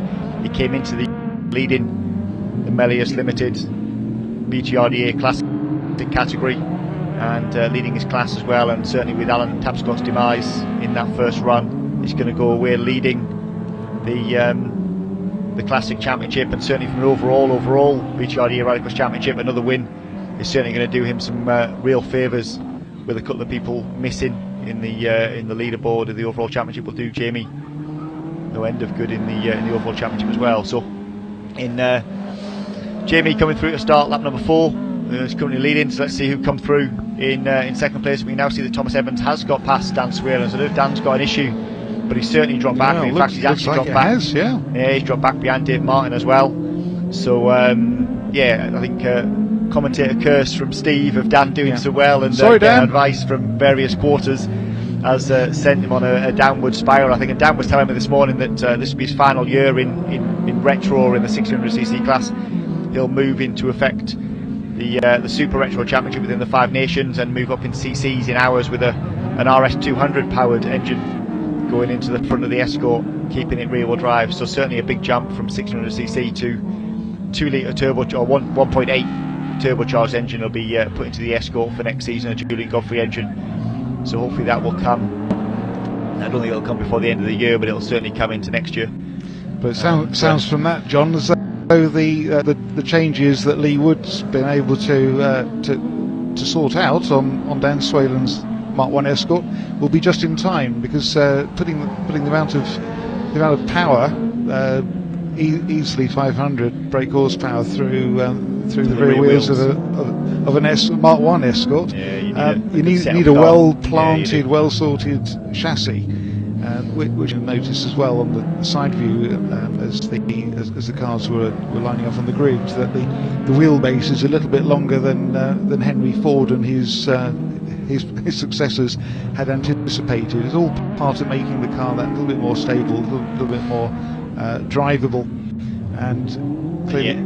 Yeah, that was something that Lee did with the Escort Mark II last year. He lengthened the wheelbase with the Escort, moving the rear wheels further back. So I think that advice has probably been passed on to Dan as well. And as you say, Steve, moving up from 200 to 500 brake horsepower and having a well-handling car is certainly going to be the name of the game for Dan. But as Jamie continues with his commanding lead, controlling the race, and moves on to the final lap, and we've got some big gaps that have now developed, and yeah, well, it's good to see Thomas putting together some good performances now. He's had some hard knocks over the last season or two with his horse, with one thing or another, some gear selection, gearbox, clutch type issues, as well as most people have drive shaft issues at one point or another. So it's good to see that Thomas is perhaps going past. It's got through that stage, and is able to run a little bit more reliably and consistently. Because after all, you can have the fastest car that you like, but if you're not consistent and don't finish, you don't get any points. Correct. So yeah, Jamie comes down around the final corner and gets the flag and takes the win in the Melius Limited Classic A-final.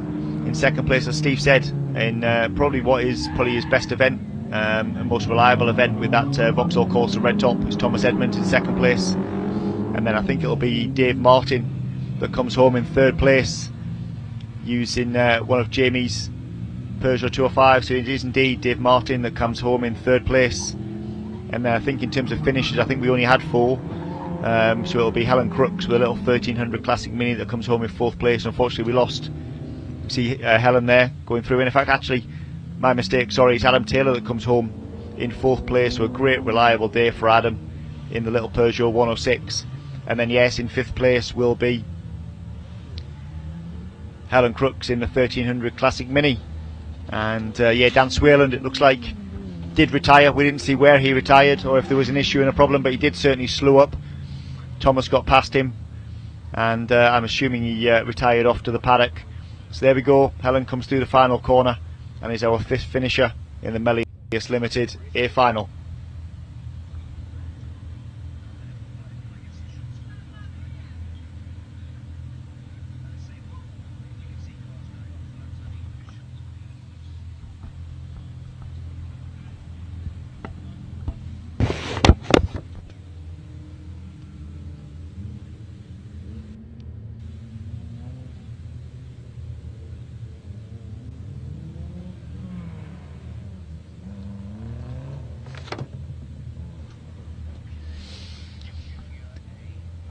Okay, we move on to race number 6 now, the Junior A-final, and we can see that Ty Ratton comes down onto pole position with his the white Suzuki Swift. Alongside him is Ben Bartlett.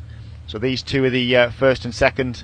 Ben Bartlett's currently leading the championship. Ty Ratton's in second place in the championship. So those guys are going to have a championship battle throughout, no doubt. So Ben Bartlett on the middle of the front row, and then on the outside of the front row, in only his 4th rallycross event, having moved from karting to junior saloon car racing in his Suzuki Swift, is Elliot Fuster. And then in the second row of the grid in this 5-car A-final is 119 on the inside, Teddy McPherson.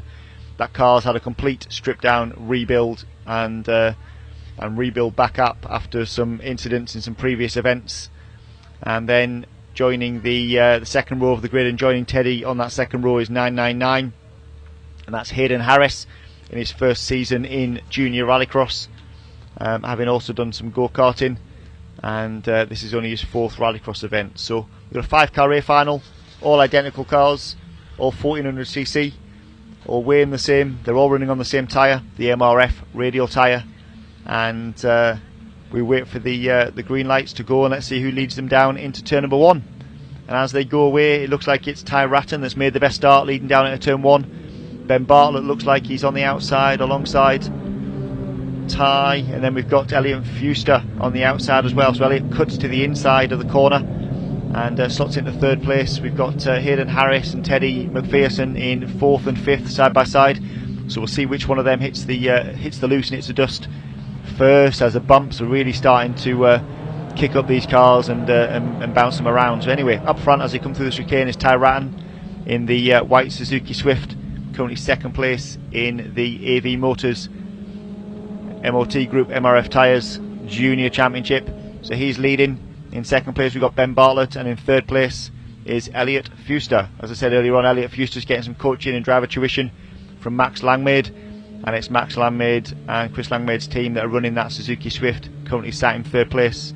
We've got Teddy McPherson there in 4th, and then we've got Hayden Harris in 5th position. So we've got 2 battles going on. We've got the battle for 1st, 2nd and 3rd, and then a battle for 4th and 5th. And still out front as they're onto their 2nd lap is Ty Ratton in the lead, as he leads from Ben Bartlett and Elliot Fuster, Teddy McPherson, and then Hayden Harris at the back. So as they go through the first couple of turns, Hayden Harris is there in 5th position, and up front is Ty Ratton still being closely pursued and closely followed by Ben, and then Elliot's not too far away,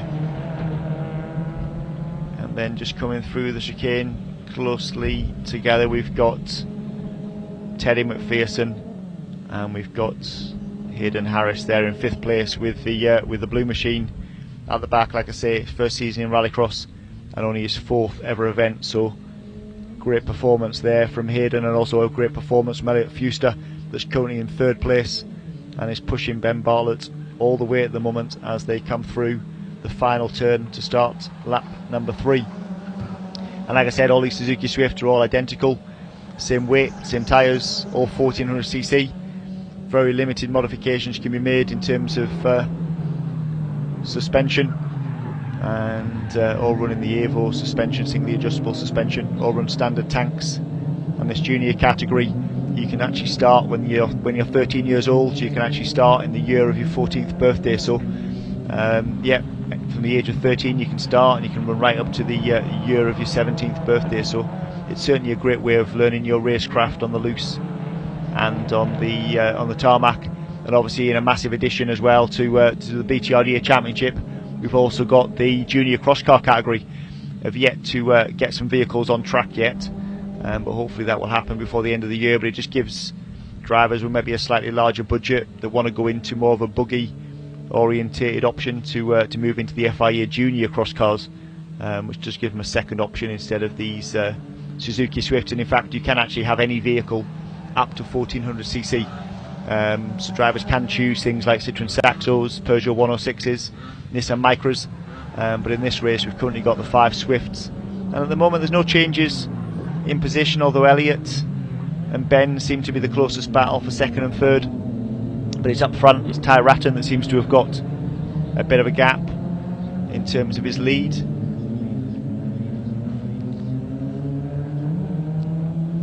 Yeah, Tara Ratton's got a bit of a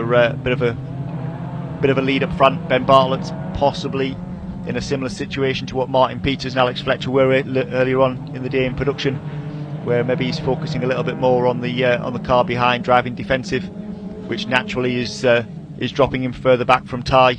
But still strong performance from Ben. So Ben sat currently in second position, and then in third position we've got Elliot Fuster, and fairly lengthy gap there to fourth position, as we can see Teddy McPherson coming through into fourth, and then we've got Hayden Harris chasing him hard there in fifth position. And Teddy McPherson in the last events down at Pembury got his first ever podiums, both in the BTRDA Championship and Rallycross as a whole. So yeah, not quite on the podium this weekend, but a really strong performance there from Teddy, currently sat in fourth position. It does look very much like a rerun of the third heat at the front here. The same three protagonists in their respective positions. It's good to see Elliot Fuster, he's only in his third or fourth meeting in Rallycross, and you can hardly put a cigarette paper between the two of them. That said, whilst Elliot's giving a lot of pressure to Ben Bartlett, well done Ben for maintaining that pressure, sucking it up, and getting on with your own race to a large degree. Meanwhile, Ty Ratton is Ratton's performing very well, just egging out a slight lead over the second and third positions, scrapping behind. We move on to our final lap now. We know that Hayden Harris at the back has had a spin in one of the final few turns, which has massively dropped him behind Teddy McPherson, but has got going again. But out front we can still see Ty Ratton, currently in the lead on the final lap. We've got Ben Bartlett closely followed by Elliot Fuster, and Ben will be hoping to keep Elliot behind on this last lap. You can see a bit of contact made there with some of the track markers. In fourth place we've got Teddy McPherson, and then in fifth position we've got Hayden Harris. After a small spin, he has regained ground. So there we have it. Ty Ratton currently sat second place in the BTRDA AV Motors Junior category, and he looks like he's going to take the A-final win, which he is. So as he takes the A-final win and comes through the final turn, takes the win. As Ty Ratton takes the win, second and third are nose to tail, but it's Ben Bartlett that finishes second, current championship leader. Elliot Fuster in third position, who had a great battle throughout. So it's a fantastic from the juniors, and fantastic for Elliot in only his fourth ever Rallycross meeting. Fourth home comes Teddy McPherson in the grey Suzuki Swift, and then after a small spin we had Hayden Harris that comes home in fifth position, and that concludes the AV Motors A-final. It concludes the A-final, and we've got one final still to come, which will see our first 10-car grid of the day, and that will be race number 37. It'll be the BMW Mini A-final, sponsored by Bone Street Autos. And I do in fact think it'll probably be a 9-car grid, because I think number 82, Mark Finch, has retired. He had a small fire in heat number 3, which I believe has ruled him out of this final starting. But we'll see who does and who doesn't come down to the grid.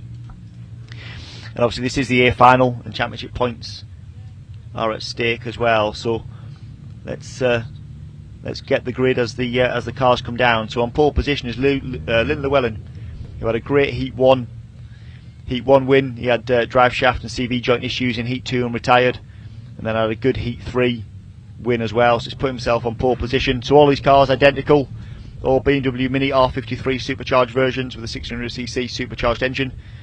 They're all running the MRF radial tyre, which is the mandated tyre for the category. So we can see 6111 Lynn Llewellyn on pole position, all the way from South Wales. We have North East driver Dave Ellis from Northallerton in the middle of the front row in the Proctor sponsored BMW Mini, and on the outside of the front row we've got Harvey Harmon in the blue car, number 69. And then on the second row of the grid Coming in position is number 77, Ben Sayer.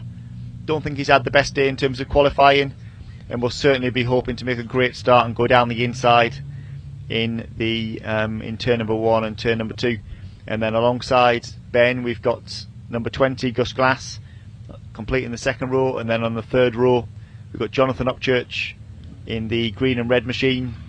We've got Alan Laidler, who won one of his heat races earlier on today, in the middle of the third row. And then I say missing from the outside of the third row will be number 82. Mark Finch is missing. And then on the back row, we've got the first and second place finishers from the B-final. So we've got Warren Salter, number 777, and we should also have Alfie Barnes, who won the B-final, coming through onto the grid as well. And that will conclude the 9-car final. As I say, it's just Mark Finch, number 82, that's missing, having had a small fire in heat number 3. And still waiting to see if Alfie does come down to the grid, having won that B-final. And yeah, this is our first 9-car A-final, our largest grid of the day. 9 cars from these BMW Minis with an entry of 11, which is great news. And these Minis are certainly well supported the BTRDA Championship. And this category is sponsored by Bond Street Autos and MRF Tyres. So I think as the last few cars are being pulled into position on the third and fourth rows of the grid, we await the start marshals to then come down to the front, give a thumbs up to the drivers, and then we'll be under ready to race, and we'll be away on the final A-final of the day here at round 4 of the championship. And there we are, number 38, Alfie Barnes. So he was the winner of the B-final earlier on. It's his debut rallycross event. He slots into the back row of the grid. And then we've got 777 that finished second in the B-final and is making his debut here at the Blyton circuit, certainly, although he's done some events at Lyddon, is Warren Salter from the Salter's Law BMW Mini. As I say, identical cars, identical tyres, identical specifications. Let's see who's going to lead them down into turn number 1. Is it going to be Lynn Llewellyn, Dave Ellis, potentially Harvey Harman, or is Ben Sayer going to come from the second row of the grid? So let's see what happens. So as they make their way, it looks like Lynn Llewellyn's made an awful start going off the grid. In fact, he's dropped down into like 4th, 5th, possibly 6th position. It's Harvey Harman that's taken up the lead and come from the outside of the front row. We see Gus Glass trying to go around the outside, making slight contact with Ben Sayer as they went through the turns. We can see side by side racing there from Dave Ellis, that then takes up the lead from Harvey Harman. We've got Gus Glass in 3rd, Ben Sayer in 4th, Lynn Llewellyn in 5th. And the pole sitter, Lynn Llewellyn, has dropped down into 5th position. Can't quite see the positions behind that, but we should have the two green machines of Jonathan Upchurch and Alfie Barnes, and then Warren Salter will also be in the pack, as these 5 cars are closely formed as they go through the final few turns of this lap number 1. But up front it's Dave Ellis that's got the lead, and hopefully a commanding lead as well. But he's been pushed all the way. Harvey Harman's there in 2nd. Gus Glass has made a great start into 3rd. Ben Sayers in 4th. Lynn Llewellyn in 5th. Alan Laidler in 6th. And then it looks like Warren Salter's also made a good start into 7th position. And then one of the green machines, I think that was Alfie Barnes, in 7th, if not 8th position. And I think we've lost Jonathan Upchurch somewhere out on circuit, so not sure where he is, but we're certainly missing one of the green machines. We can see a great battle going on for 2nd, 3rd and 4th position as they go onto the loose. And it looks like Ben Sayer has now got past one of the cars. In fact, yeah, I don't think he got past him. He was already in front, but certainly Lynn Llewellyn was trying to go around the outside of Ben Sayer. Ben Sayer slotted back into 4th position. Like I say, I don't think he had the best qualifying throughout the day. Got I think either held up or tangled in some heat, but certainly looks like he's driving defensive to keep Lynn Llewellyn behind. But up front it's Dave Ellis up front, followed by Harvey Harman, Gus Glass, Ben Sayer, and then Lynn Llewellyn. Certainly Harvey Harman had an interesting start. That first corner, he almost oversteered and understeered and oversteered again, and then to be going sideways whilst Dave Ellis was going past him. I think Harvey Harman's been driving through side mirrors more than windscreen on those early few moments of that first lap. Meanwhile, as we have therefore, our leader is able to stretch a little lead out whilst those behind are attacking and defending at the same time, which doesn't go as well as being able to do what Dave Ellis is doing, driving his own race, picking his own lines, and braking at the best position for him. It's unusual to see Ben Sayer in and amongst the pack, currently residing in fourth. He would no doubt want to be much further ahead than he currently is, but as you said, John, he's not had quite the day that he would normally have. Yeah, I just don't think his qualifying kind of went his way, to be fair, from Ben's perspective. But it's even harder with these cars. Obviously, identical machines, identical power, identical tyres. So it does come down to driver, and as we can see from the positions in second, third, fourth, and fifth position, there's nothing to choose between them.